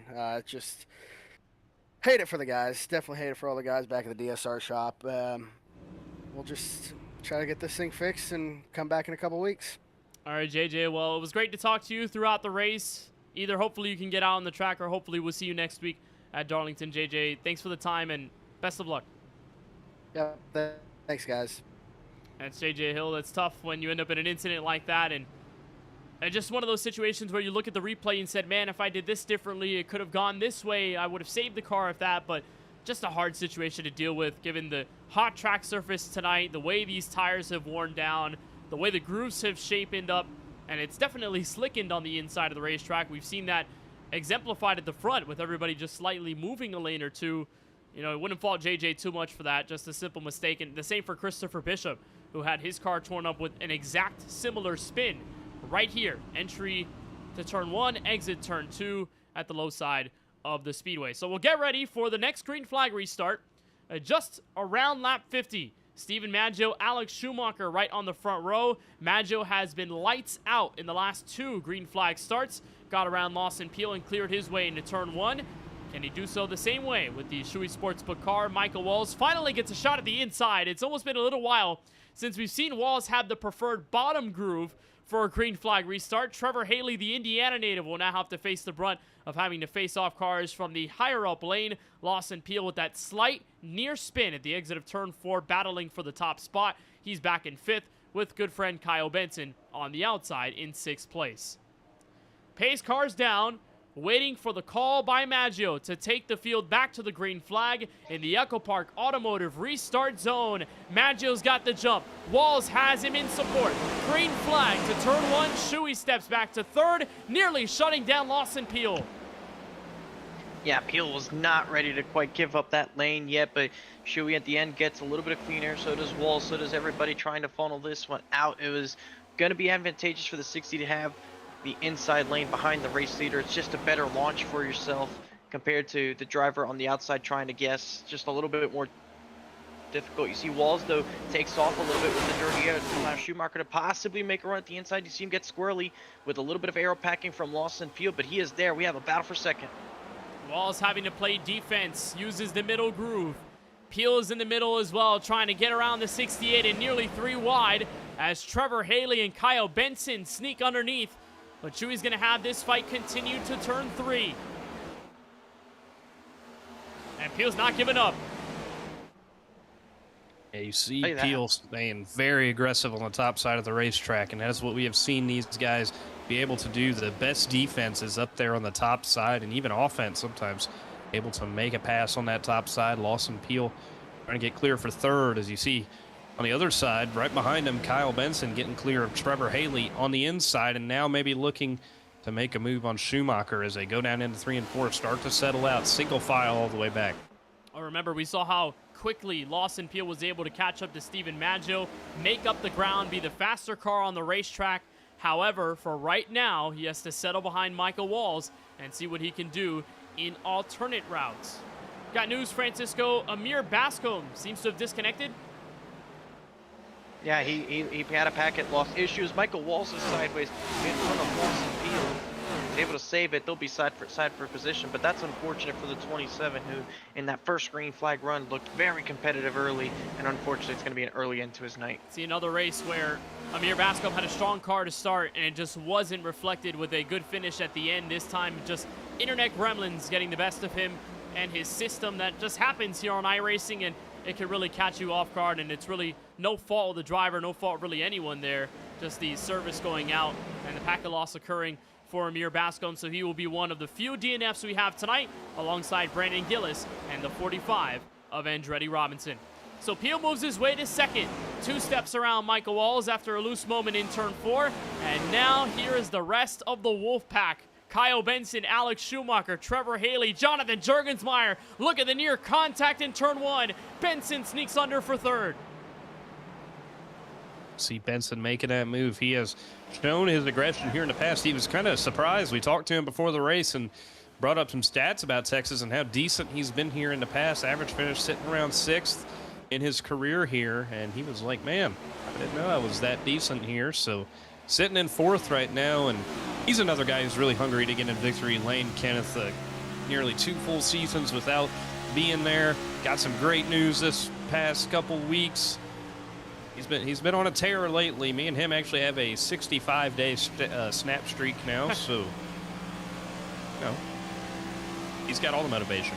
Do you guys do like the generic black screen with the streaks on it, or do you guys kind of spice it up a little bit? You know, he usually sends me a selfie with a filter on in the morning. Okay. And then whenever I get around to opening it, I'll open it, and You know, just selfies usually back and forth. I'll kind of send him my my truck, what I'm listening to on the radio. Francisco, though, I have one with Francisco that he keeps losing, and he doesn't even open my snaps. He just leaves me undelivered. Well, I can tell you for sure that I try to do my best to keep my part. I do actively have a over 2,000 day streak with a good buddy of ours, Tees. It currently sits at 2,076. Wait, so Francisco, do you send different pictures, or is it just the typical His black are just screen S. with a little S on it? Yeah, that's what I do. You gotta step up the game, man. Come on. Yeah, you got to. I every once in a while try to send you one to start one, but I don't get a reply. Yeah, I have stopped using Snapchat. I haven't used it in over a year, maybe 2 years.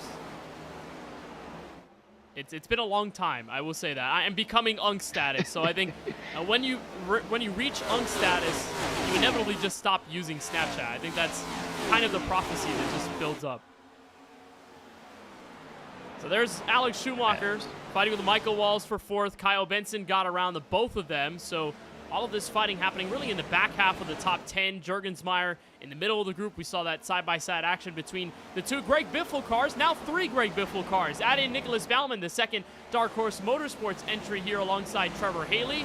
Saw another Greg Biffle car in Juan Escamilla that was scheduled to run tonight, but he has not put a lap forward here at Texas so far, so that's one last Greg Biffle car. Moreno was also scheduled to run one of Greg Biffle's old paint schemes, but unfortunately he did not make the racetrack, so it's really just these 3 repping Greg Biffle in 3 different ways.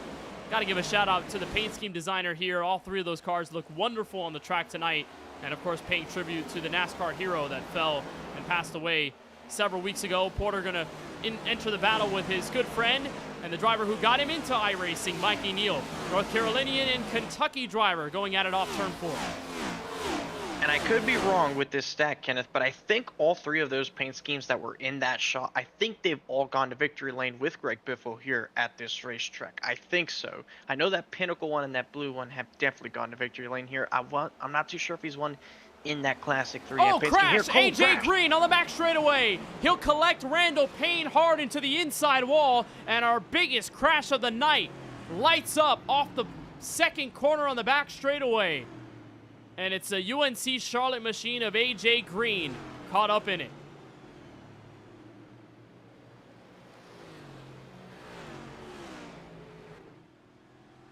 And there's Randall Payne with his best qualifying start we've seen this season. And his GOAT Incorporated Toyota just slammed from the front end off of turn 2. Unfortunate for Randall Payne, who had a solid run going early in the Chicagoland race as well before being involved in that early yellow that took him out of the race with a head-on accident as well. Let's see how the incident struck here. We saw it in the back of the frame when we were talking about those Biffle cars. You see green here on the bottom, and I get a feeling it's going to be, yep, you see that 46 gets loose on the bottom, just barely clips AJ Green, and that's what sends both of them spinning. Craig Parks, that wasn't really a part of the main show there between those 2 drivers, but gets a piece of the wall, I guess, trying to slow down. We'll try and get an additional view here, but I think it's very clear there, Kenneth, that just they were going side by side for position.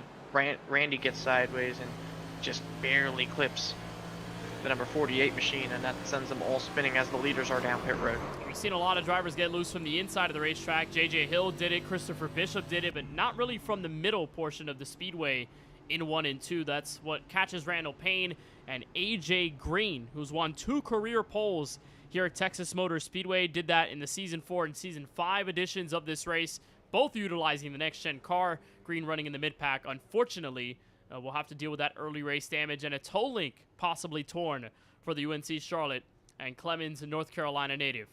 So there's the field on pit road. 4 fresh Goodyear Eagles. Michael Walls got out of pit road just a little bit late because he overshot the entry. Peel and Benson in the head-to-head battle for second. But once again, Keelan, it's hard to stop this 51 tonight. Maggio has really been in control and has never let up. Yeah, we talked to him pre-race, and he mentioned that he felt like this is one that he could just run away with on raw speeds. And so far off every restart, he's been able to just create a gap and end up getting away. And in these next-gen cars, that's what you have to do. You have to get these restarts up front, get out front and pull away a little bit, and then defense is at your disposal more so than in any other race car. It's a lot harder to make a move if you're a guy like Lawson Peel in second. That guy up front can play the other side of the ball very well, and that is what Steven Maggio has been doing so far today. Well, speaking of ball, Francisco, you wanted to hit up some news while we were under our last yellow flag? The NBA trade world has already started. We know the trade deadline's still a month or so away, but that doesn't stop these GMs from working. Big blockbuster Trae Young is going to be heading over to the nation's capital of Washington, D.C. in exchange for C.J. McCollum and Corey Kispert heading over to the Atlanta Hawks. So as a division rival, Kenneth, what do you think of this move? I don't know. I mean, that's going to be a big-time change. You know, I saw a meme a couple days ago that was basically making fun of the fact that literally in every year of the NBA play-in tournament, either the Hawks, the Bulls, or the Miami Heat are in it. At any given year, Yeah, they I seem sent you to that. always be right in there. Yeah, you did send me that. And I saw that meme, and I just could not stop laughing just because of how true it is. And the Hawks always seem to be that perennial play-in team alongside Chicago and Miami. Now that they don't have Trae Young, I'm a little curious to see how that affects Atlanta, whether their production ends up going up or because they don't have Trae Young, who's been basically their leading scorer, has been their spearheaded point guard for so long now, how that changes. And will that push the Hawks forward into play-in territory, or will it change them and make them possibly rebuild for the next year? I don't know. You know what I can guarantee, Kenneth, is happier than anybody, happier than even Washington fans, are New York Knicks fans. That's true. The Knicks have been yearning for a championship, and they celebrated the NBA Cup like they just won the dang title itself. And the Knicks look really good this year. They're happy to see the Hawks make that trade, probably, possibly inducing lower performance out of that Atlanta team. But back in control here is Steven Maggio through the Echo Park Automotive Restart Zone. He's got the field right where he wants them. Entering turn one, he's got the battle for second building up. The Murray Reedy Motorsports 38 of Kyle Benson looks underneath. Lawson Peel tries to fight him at the top of the hill. Nicholas Baumann way up high, searching for top five. And he had a really good run off the corner there for Baumann. Smacked the fence coming off the corner, but he has put himself up to the 5th spot as Maggio trying to get away from Peel on these restarts, on these fresh tires. This is where he's going to be his most vulnerable, but now he's got a lap and some heat in those tires.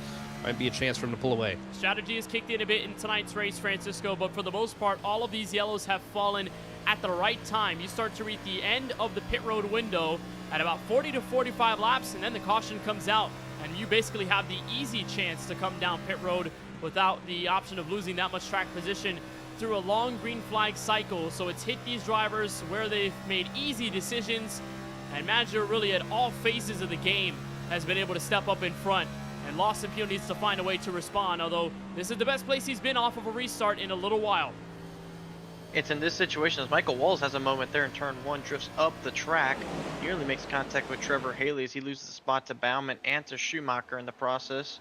But the biggest point of note is in a race like this, when you're Steven Maggio at this point, if there's going to be cautions coming out, you hope they continue to come out the way they're currently doing so, you know, in a predetermined manner where it's probably going to end up being 4 tires and fuel for everybody, or it's a consensus stay out. As long as it's consensus, you're probably fine with the way it goes because you have the track position, you have the advantage. Lawson Peel's trying to mount a challenge. We'll see how strong that 51 really is when he has someone on his back bumper like this. Talking to Maggio in our Thousand Islands Correct pre-race show, he told us that he was going to feel a bit better about this race from Texas, that it was slick, but as long as he hit his marks and did his thing, he would perform better than he did last season. He feels a little more comfortable running here at Texas Motor Speedway, and that was the same sentiment really a couple weeks ago at the Homestead Miami Speedway during the All-Star race, a track in which Maggio, before the championship finale last season, told us in our media day interviews he was not confident in running that 1.5 mile track in South Florida. He didn't know how he was going to find speed. Then that race came around. He locked in and found his way to second in the championship behind Brandon Hawken. And tonight at Texas is doing exactly what he's done and more than he did last season to finish third after starting the race in second and watching Brandon Hawken sail to the checkered flag. But he's got the seasoned vet and the Season 4 champion and winner 2 times here. Lawson Peel scurrying from the outside lane. He's going to wash up high in the middle, and Maggio holds on for now. That's going to allow a bit of a gap for Maggio to get clear as Kyle Benson now looking underneath Lawson Peel down into the third and fourth corner. Trying to make a move and take that second spot away in that Cheez-It machine, and he will do so successfully. We mentioned earlier about getting his future child on this simulator, being a second-generation driver in 4 wide.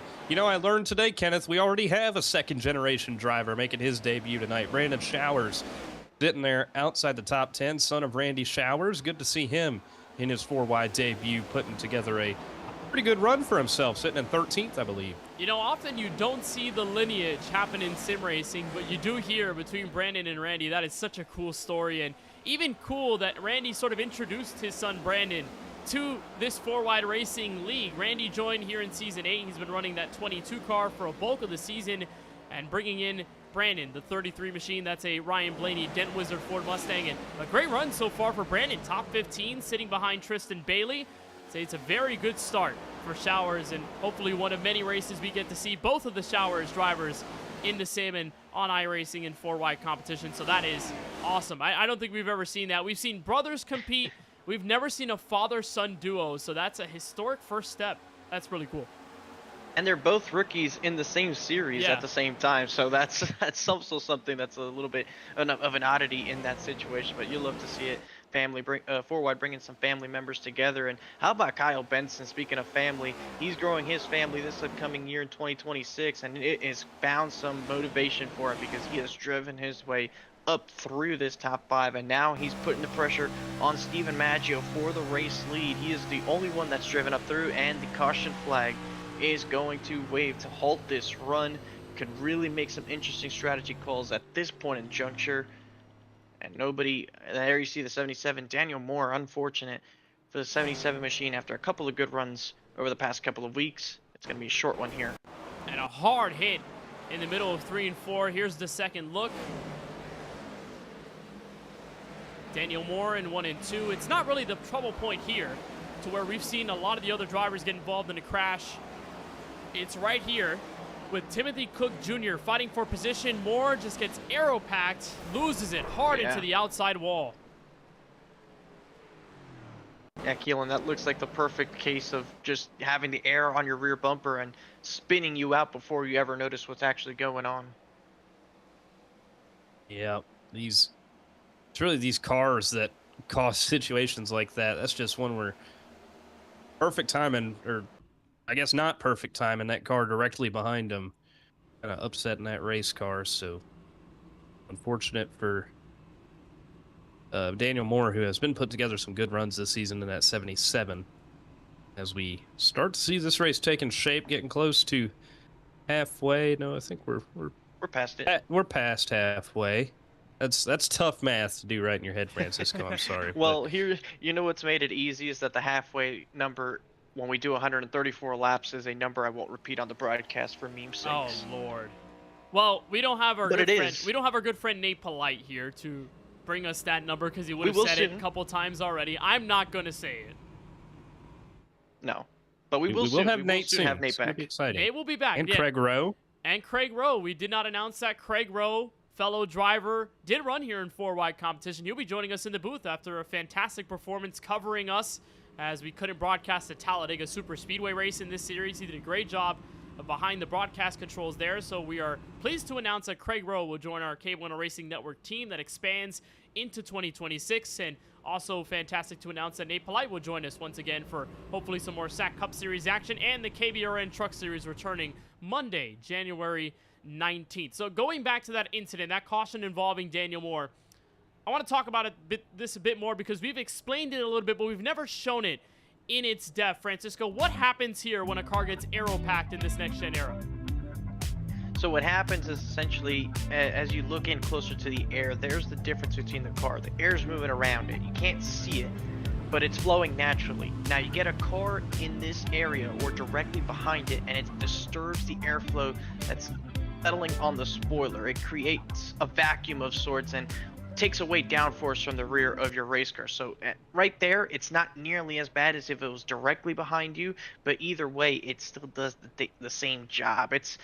in a weird way, you can see it with the bigger spoiler effects of the older Gen 6s from 2013 to 15. Really, you saw it more so in that era. You just get so close, you break that bubble, and it really sends that front car swirling around. So it's an advantage. It's a tool for the car behind who constantly has to deal with dirty air. If you get close enough, you can definitely make the leader struggle. But otherwise, it is not fun because in certain situations, it can almost guarantee a spin, which is the scary part. You know, lots of drivers have been getting used to that phenomenon since the Next Gen Aero update and tire update in mid-June of last year. And even now, months removed from that update, where we've had a lot of time with this car, plenty of four-wide races, still drivers are not entirely used to it. It can catch you very much off guard, and in a machine that really does not like a sense of yaw, a switch of direction, knowing all of that underbody floor is working so hard to keep the car straight. When it goes sideways, it becomes a huge trouble point. So Steven Maggio with Kyle Benson hot on his tail on the last green flag run is going to see Kyle Benson in the dust off the restart. Green flag back out from Texas Motor Speedway, and Benson wiggles loose. Peel takes away the second spot. Oh, and look at Peel. He has to run on the outside of Maggio. Here he goes. The Season 4 champion with his first proper look at the lead in a little while. He'll nose ahead to turn 3. Made the mistake right here last time he was in this spot. Can he hang on? This is his best opportunity, Keelan. He has to take advantage of this for the clean airs, especially if there's a future yellow impending. He wants to be ahead of that 51. And he is trying to do that on the top side. You see him really making that top work, and that's where we have seen a lot of passes made today, both on the bottom and the top. Now it's about who wants it more here. Past halfway. We're getting close to crunch time, so got to get your nose out in front. And if that caution were to come out with your nose in front, that's basically making a pass for you, and you won't have to worry about it. But neither of these really. Oh, what a slide by Jurgensmeyer. Jurgensmeyer saves it. Michael Walsville fighting for position. That's 5th. And Lawson Peel looking for any advantage he can get to create the first lead change of the night. It's been a premium to come by in these battles with Maggio. He'll attempt the crossover in turn 3, but he won't get there. Maggio maintains the defense. It's a great showing of how it takes to defend around this racetrack. Even when the car gets beside you, you have to keep calm, you have to keep poised, and just run your line. Make sure you do your line the best possible job, the best way you can, as Peel now charges one up the inside, trying to see if he can switch things up, get the 51 crossed up in a different spot. You see them almost making contact, but Maggio able to roll that outside lane as they're 3 wide for the 4th spot. Michael Walls in the middle, Schumacher up high with help from Rott. Jurgensmeyer, the Ford Mustang, down low, 3 wide. And Jurgensmeyer's got it. What a battle this is shaping up to be in the back half of the top 10. As a car hits the wall, it's Trevor Haley. He'll skip to the grass and save it. We'll stay green. Oh, and Justin Rott sideways in the middle of turn 1, but he saves it as well. They are all over the place here at Texas. Call it the Texas two-step. Everyone's on their butt.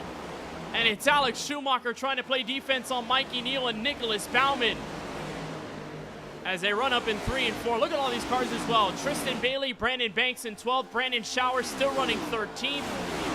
As Lawson Peel has almost given up the fight for the top spot. Kyle Benson now hunting him down. Benson had that twirly restart right there where he kind of kicked the rear end out, getting up through the gears, and it slowed him down, cost him a spot. He's now going to try to fight back and get Peel back. We've seen that 38 back there sitting in 3rd. He had really good speed off of pit road and on these short runs. And as the run starts to develop, he went from running down Maggio to now falling back to 3rd and starting to lose a little bit on Lawson Peel as they all run pretty similar lap times there in the top 3. Into that last run before they came down pit road, Benson was the fastest car on the racetrack. He was tallying down that gap between himself and Maggio for the lead. We never really saw the fruits of Benson's labor, but perhaps here we can, if he ends up passing Lawson Peel. As we watch the battle for what's going to be 15th on the track, there's Trevor Haley underneath Tony Kibbett. beautiful looking EPI Chevrolet tonight, running 16. Usually streams on iRacing, always on build day. Tony Kivett's live on Twitch, trucking on American Truck Simulator, and then hopping on iRacing whenever the build goes live. And there's a lot of official racing as well. So we could shout out to Tony Kivett. If you haven't followed him as well, you could search up, I believe it's T Kivett, Tony Kivett on Twitch. You'll find him. Streams iRacing almost every single day and almost weekly for the 76 machine. As another look at the front shows the top 3 separated by just half a second. And this is probably the most vulnerable we've seen Maggio all race long, Francisco. Although the strength has shown in the defense, it's definitely been more pressure-filled than that first stint, for sure. Yeah, that first stint, he was able to get that big gap, and I think a lot of that was just drivers trying to figure out where that line was, how hard you could drive around this racetrack, and some of them have found it, others are still searching for it, but it's certainly bunched up a lot closer, and now approaching 50 laps to go. I think Lawson feels hoping that he can get at least a couple more opportunities to get right up to Steven Maggio. He feels like there's stuff that he's learned, stuff he can put to practice here over the next couple of laps, and possibly mount a challenge for the top spot. Shuey has gotten back passed around Jaden Porter. Mikey Neal trying to join that fight as well, just inside the top 5. As they're ahead lays Jurgensmeyer and Walls, who have been sliding off these corners, much like Porter just did there off of turn 2. He'll give up that spot to his good friend Mikey Neal, who cuts down in front of him. Very lucky for the 8 not to get sideways there, but Bauman also trying to take advantage on the high side here. Might be the first time that we see Bauman, the Connellsville, Pennsylvania native, use the way up high as Brandon Showers is loose. Similar to Trevor Haley, he'll save it as well. There goes Haley around. And thankfully we'll stay green. Thankfully Brandon Showers keeps his car out of trouble. We haven't really seen anybody other than Bauman go way up high at the exit of 3 and 4. Doing really what he can to gain any crucial track position in this top 10. And this is really where the meat of the sandwich is starting to be very interesting, Keelan, because all these fights have been between drivers that have really been scrapping for positions like these all season long, as Bauman gets around his friend Jaden Porter, the 2 Greg Biffle cars. Yeah, running those tribute cars and running them well so far, sitting inside of the top 10. We've seen some speed this season out of these guys. Nicholas Bauman, former all-star race winner. Jaden Porter, former champion, 2-time winner this season. These guys have been tooth and nail so far in this race, all on top of each other. Justin Rott sitting right behind them, the truck champion, looking to get his first win in 4-wide. Bauman off of his career best 4-wide racing finish of 2nd place at Talladega in late November. And then in Chicagoland, our last points paying effort, started top 10 in 7th and then ended up 26th in a rough effort. But the Pennsylvania driver is searching for any amount of grip he can right now, as Jonathan Jurgensmeyer up the road slings it under Michael Walls. Boy, we've seen these two go at it all night long, Francisco. They've been a synchronized dance and a synchronized touch off of turn 4, making the contact, leaning on each other. Some contact into the outside wall. It's going to bring Mikey Neal up into this battle after kind of making it a 2-man way here for the 4th spot. Jurgensmeyer trying to make that inside work, almost slides up into Walls again. They do make some more contact. This is where you got to get aggressive. How about 3 wide behind them? Justin Rott dialing it up underneath and gets a 2-for-1 in turn 3. What a move. Unbelievable stuff we're seeing here, guys. This is some great moves in the pack. You watch this as they both looks like have messed up turn 2. Look at the run all the way down to the flat nearly. Those are 2 tires under the white line on the apron. Justin Rott, have a bow. What a move. 2 spots up in the matter of at least 5 seconds. And the Carolina Panthers Chevrolet steps his way into 8th. Driver supporting his Panthers as they did make the playoffs this season. Keelan, I know you're buzzing. Seeing your Pittsburgh Steelers making it, beating the Baltimore Ravens. Francisco, your Jacksonville Jaguars. I mean, it's a good season for y'all as football fans this year. I think my Steelers are pretty fraudulent, if I had to be real with you. I do not expect us to win this upcoming Monday, but I will be welcome to any surprises that they may offer me. I will give you some solstice, Keelan, and that Mike Tomlin has won, I think, all 9 of his Monday night appearances at home in the playoffs. So that's probably a good hope for you as we see some almost more 3 wide. And how about Duval? Let us win a Super Bowl. Right, Colin Forrester? Yeah, you and Colin, if nobody knows what we're talking about, Francisco and Colin always give each other Jaguars fan updates every Sunday in the 4-wide Discord, always with a meme either about the Jacksonville Jaguars losing or them performing very well. So the football fandom continues just beyond watching the TV and the gridiron.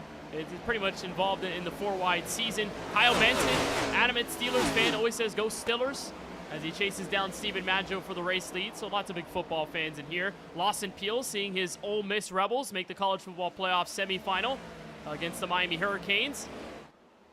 So that's going to be crazy to watch. Very good game. Indiana, Oregon on the other side. So that's going to be a lot of fun to watch. And what's going to be compelling here, guys, the pit road strategy, Francisco, you just brought it to my attention, and I was just about to turn to that point.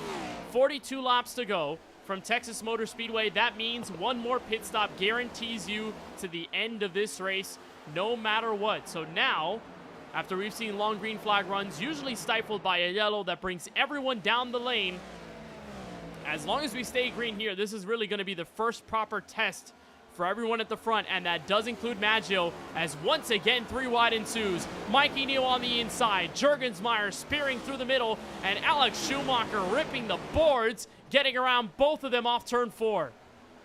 And Sherry was trying to needle that one around the outside. He'll make it work to get up and into that 5th spot solely. But yeah, Kenneth, it's a tricky one because you want to be one of the first cars on pit road here because the tires don't fall off that much lap time wise. You can take whatever advantage you're going to on the front side of it as Mikey Neal gets loose on the inside. But also, we're probably going to see drivers either take no tires or 2 tires because you don't need to fill the tank all the way up. You can probably take about half a tank, and that could open the door for strategies, which is where we lost that race at Kentucky. So we'll keep an eye out and see what everybody of these front runners does, and when they do it, I think the biggest fear is the potential for a yellow flag trapping you a lap down. And on the other end of it, Keelan, the race leader, Steven Maggio, had this situation befall him at Homestead in the All-Star race. And yeah, that wasn't really for a win in your in spot for the playoffs, but it gave him playoff bonus points. It gave him a bit of a boost overall. He said it was a confidence booster as well in our pre-race show tonight. He had the overcut strategy that helped him beat Moreno at the end, even with the overtime restart. Had the better tires in that run preceding that yellow and did whatever he could to be at the front and just dominated the pace. Do we expect to see that the same way, maybe on a 2-tire call for Maggio to save a bit of time?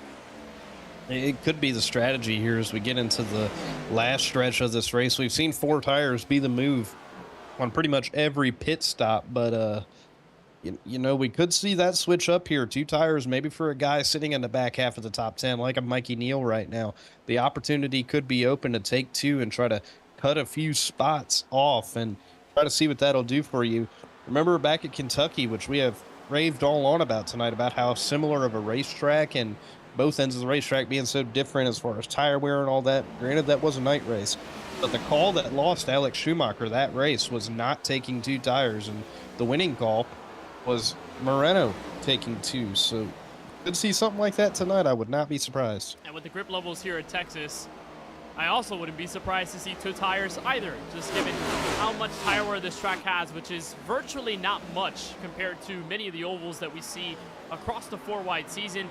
We'll see a very high tire wear track next week, January 14th, Darlington Raceway, the Lady in Black. That'll be a fun race to watch as Justin Rott moves on the outside of Jonathan Juergensmeyer. These guys have not gotten away from each other for the most part in this top 5, but they'll continue on. Again, all eyes set on what could be the final money stop for tonight's race here at Texas Motor Speedway, where Maggio can try and capitalize on what has really been a dominant night, has not given up the lead a single time. And if we get green flag pit stops, it technically will be the time where Maggio does give up the lead. But if we talk about the way this race has unfolded, Maggio has never wavered, he has not been phased, and he maintains that 0.6 of a second gap, just keeping Benson at arm's length, coming to 34 laps to go. And the track temperature hasn't dropped all that much as we have pit stops. Benson and Peel will go into the lane together. Oh, and Benson goes sideways on the entrance of pit road. But he's got it collected. Will that be a pit road speeding penalty? For right now, answer is no. So the leader, Steven Maggio, will wait an extra lap. Peel in the Exalta Chevrolet is in. There he is on the right side of your screen, and it all waits for the leader to come down.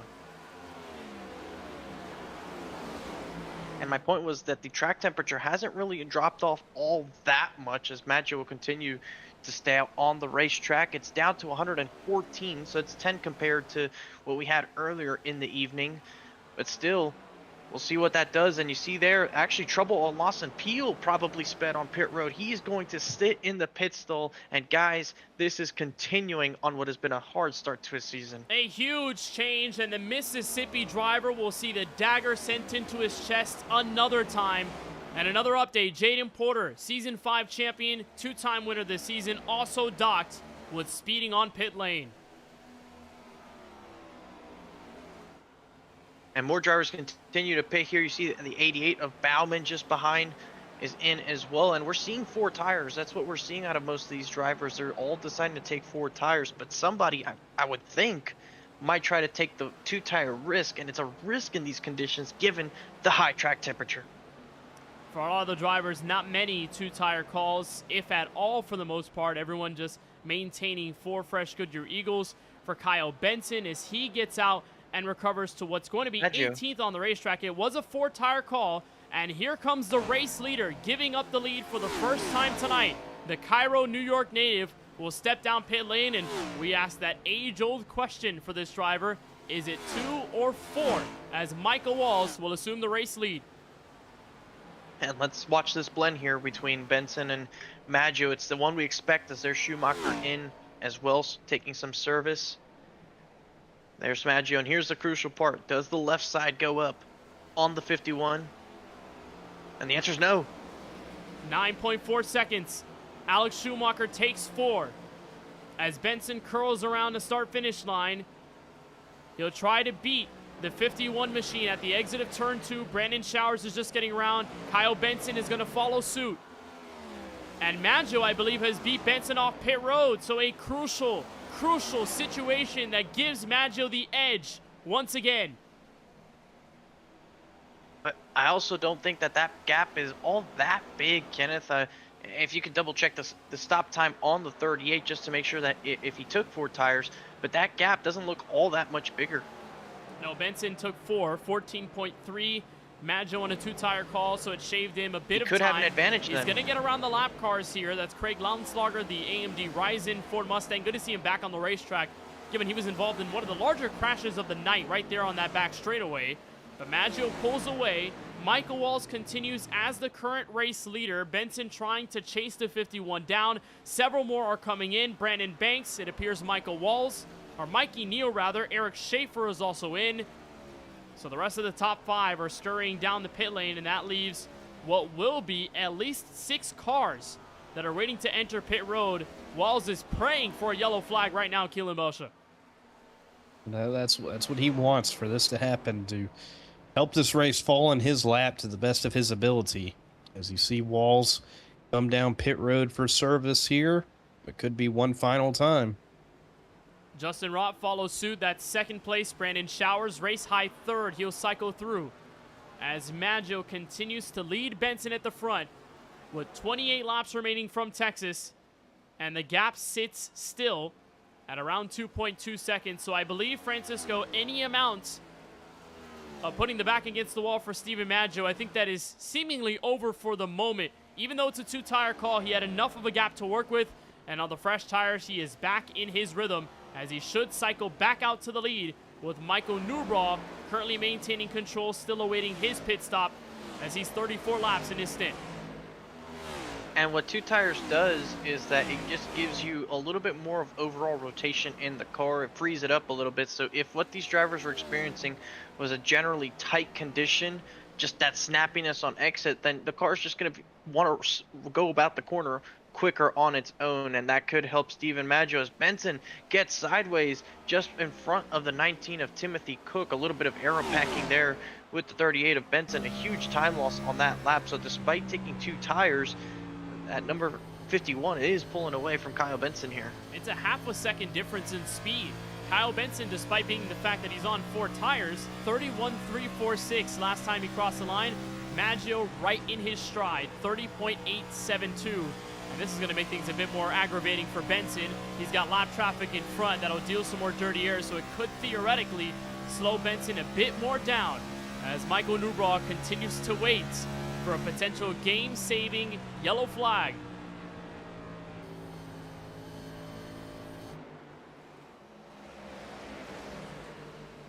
And you see a little bit further back, Justin Rott and Jurgensmeyer appear to have done their own proper strategy here as well to try and cycle up in through the top 5 as Schumacher sits behind them.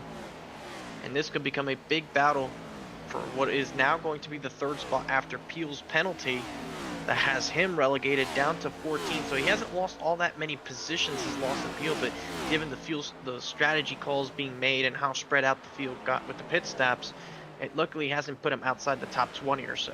It's going to be a great run for Justin Rott. Made several starts in Season 7, has really kicked it up a notch here in Season 8, and plenty of promising runs, including the All-Star race at Homestead in Miami, and then got caught up in a sizable crash, not only in Turn 1, but then ended up in a crash, basically the final attempt of overtime, the only attempt that we had to finish the race, but the yellow flag did not come out for his spill at the exit of Turn 4. He'll dart the outside on Jonathan Jurgensmeyer at the moment, and their battle continues for what's going to be 4th on the racetrack. So as we continue on here from Texas Motor Speedway, why don't we go through the field on the KBueno Racing Network, and we'll start with the driver that's theoretically at the front of this field, still waiting to come down pit road. That is Michael Newbraw. His Butterfinger Chevrolet picked up some damage earlier on tonight after being involved in one of the early accidents to bring a yellow out, but Newbraw maintaining a position that if he stays out long enough and a caution comes out, it could give him a chance to win for the first time in his 4-wide career. He's been close several times in many different scenarios, but still awaiting his trip down pit road as he leads the race right now. Steven Maggio has been the dominant driver of the night from the pole position, had led every lap prior to making his green flag pit stop, but you see right there over 100 laps to this point. As soon as the 6 car makes that trip down pit road, it'll continue counting upwards, and for Steven Maggio, it's a race for him to lose. He is in control. He is in position. As long as he doesn't make a mistake, it'll be his first win of the season coming off that All-Star race win. Back in the 3rd spot, it's Kyle Benson in the 38, and it has been a rough stretch to open up his season. Got some momentum going last time we were out here at Chicagoland, where he picked up a 3rd-place finish. Tonight, at another 1.5 miles, he's trying to put together another good run. Steven Maggio standing in his way with 2 tires and 20 laps to run him down in the 4th quarter. Here, Kyle Benson going to try to run him down in that 38. He sits in 3rd. The KBRN Truck Series champion, Justin Rott, took the crown in the KBRN Truck Series' inaugural season and is trying to parlay that success into a 4-wide racing victory, running top 10 so far tonight after starting inside the top 10, and he's picked up back-to-back top 10s, a 5th and a 6th in his last 2 starts at Chicagoland and Talladega. We've countlessly talked about stories of rookie drivers taking the 4-wide field by storm. Rott's a little more of a sneaky name, but in his Carolina Panthers Chevrolet, doing well right now, holding on to the top 5. And the pride of Michigan, Alexander Schumacher, is continuing to put another solid run here tonight. Has definitely looked like a top 5 car since the drop of the green flag. And with this pass on Justin Rott that he is currently making, will move him up into the 4th spot, and eventually with the pit stop of Michael Newbraw into 3rd. Shuey has done a great job all season long of being consistent and being up in the front. Though he hasn't captured that win that he has wanted to, he's continuing to put these runs together to hopefully continue this to a playoff push for himself. He got to see the Detroit Pistons take a win on Monday night. He is hoping that he is able to capture one himself here soon. Jonathan Jurgensmeyer sits back in a 6th position, coming off 2 wins so far this season at Auto Club in Talladega. Came in sitting 2nd in points behind Ethan Fonseca Moreno. If he can finish this one off in the top 5, he will make considerable gain on that after Moreno did not make today's starting grid. Jonathan Jurgensmeyer has been the epitome of consistency. He's sitting at his highest today in 3rd. He's in a net P5 position if he can get back to this checkered flag, but he has Tristan Bailey working on him. And speaking of Tristan Bailey, a similar story to a driver like Amir Bascombe. Good starts and poor finishes just because of bad luck. Had a pole earlier on this season in early October at the virtual Auto Club Speedway, and in the midst of a season decided he needed a new number. Went from the 35 machine and a Ford Mustang to a TJ's Team Chevrolet repping the Jeff Gordon 24, the Hendrick Motorsports Fontaine number, and doing well so far right now, on par for what would be his first top 10 of this 2025-26 season. 24th last time he raced at the Chicagoland Speedway in early December. So some good news for Tristan Bailey moving up further in the top 10. Fifth will go to Brandon Banks, who's been trying to get his season righted in the right direction here in the number 5 machine. And with a solid run here in the top 10, it could just be the turnaround that the Pulse setups of number 5 is looking to do. He has been in a championship contending spot almost every single time with these next-gen cars, and he's trying to do his part in making the playoffs to continue that streak. A good run here today will promote him in that direction. Well, rarely do you see multiple generations come across an iRacing league like you do today. Brandon Showers, after being invited by his father, Randy Showers, making his debut in a 4-wide Racing TJ's Team Series here tonight at Texas in that 33, and it has been a great run for him. After starting deep in the pack, he has worked his way into the back half of the top 10, currently sitting in 9th, and what a debut it would be for that rookie if he was able to finish in that position he's running in right now. Craig Lautenslager, the original Texas native, but really from New Zealand, the 13 machine, got involved in an accident earlier on tonight that could have easily taken him out of competition. But countless times have we seen Lautenslager be that relentless driver that always stays in it until the very end. Lautenslager is being rewarded right now with a top 10 run inside 14 laps to go. Started inside the top 10 and has been in a bulk of battles alongside plenty of the other names we've counted on so far tonight. Craig Lautenslager at Texas Motor Speedway wraps up the current top 10. So while we were running through the field, Michael Newbraw has been passed, not by just Steven Maggio, not by Benson or Schumacher, but by most of the drivers in the top 10. He's fallen back to 7th in his attempt to stay out as long as possible until the end. We anticipate he should come down pit road to complete his run and make it to the end on fuel. But that means one thing and one thing only, Francisco. It's Maggio's race to step up in front. 3 seconds separating himself and Kyle Benson. All he's got to do is cruise to the checker. Yeah, he just has to make sure he gets there in a clean piece, and Timothy Cook being on his bumper is probably less than ideal. Doesn't want to make a mistake in front of this 19 machine and then end up making some contact and possibly damaging his race car, but he also doesn't want to get behind the 19 and be in that dirty air and possibly get some race hampering situations there in the dirty air behind Timothy Cook. So it's a little bit of a weird spot. If you're Steven Maggio right now, you're just hoping to click off at least the next 11 or so quick to get back to that white flag and make sure this race is official, because I would say the scariest thing he can hear is yellow flag, caution's out.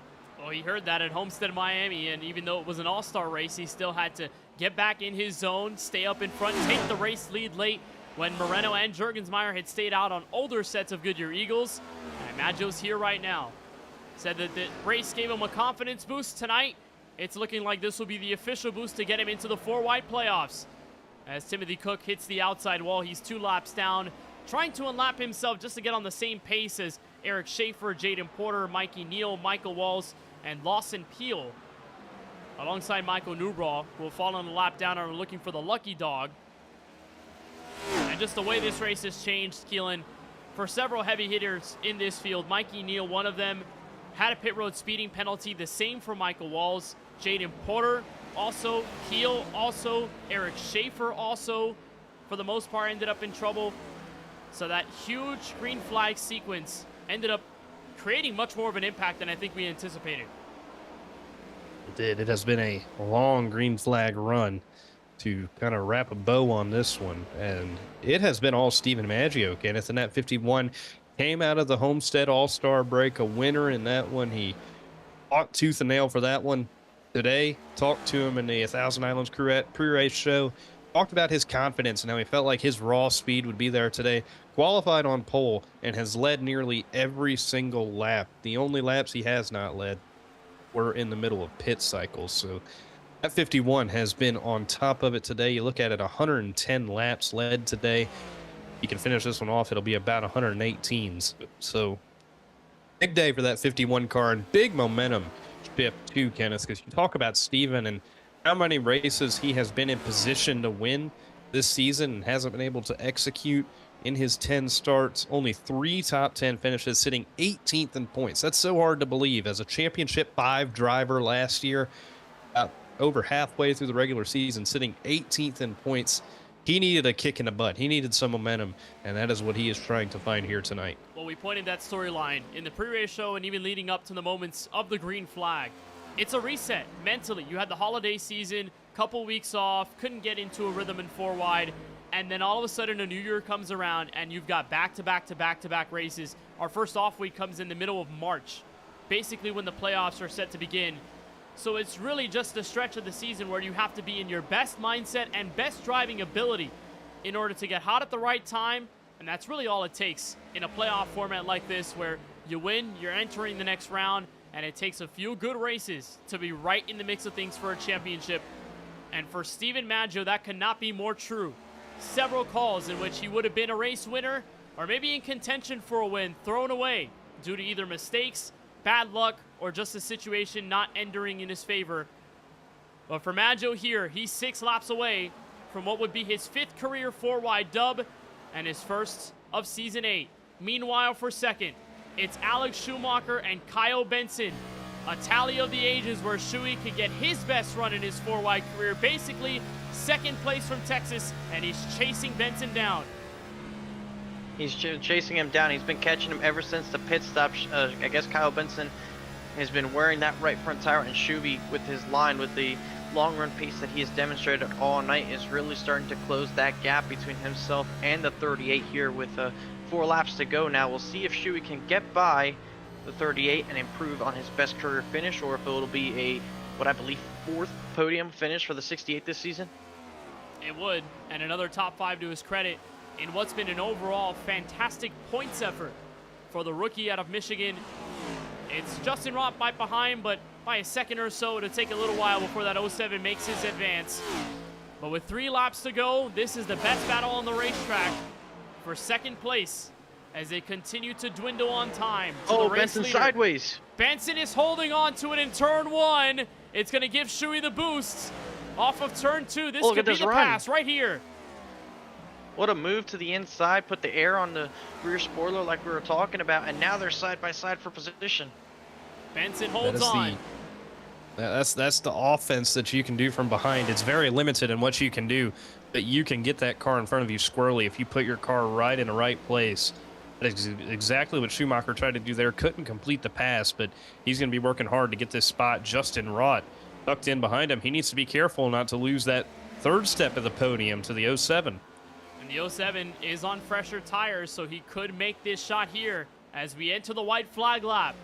Steven Maggio will see the white flag thrown from Texas Motor Speedway, and this time it won't be a yellow flag impeding his success. And at the Homestead Miami All-Star Race, a track in which he never really had confidence in, stepped in like he owned the building and stepped out in front for the bonus points that'll serve him right at this very moment.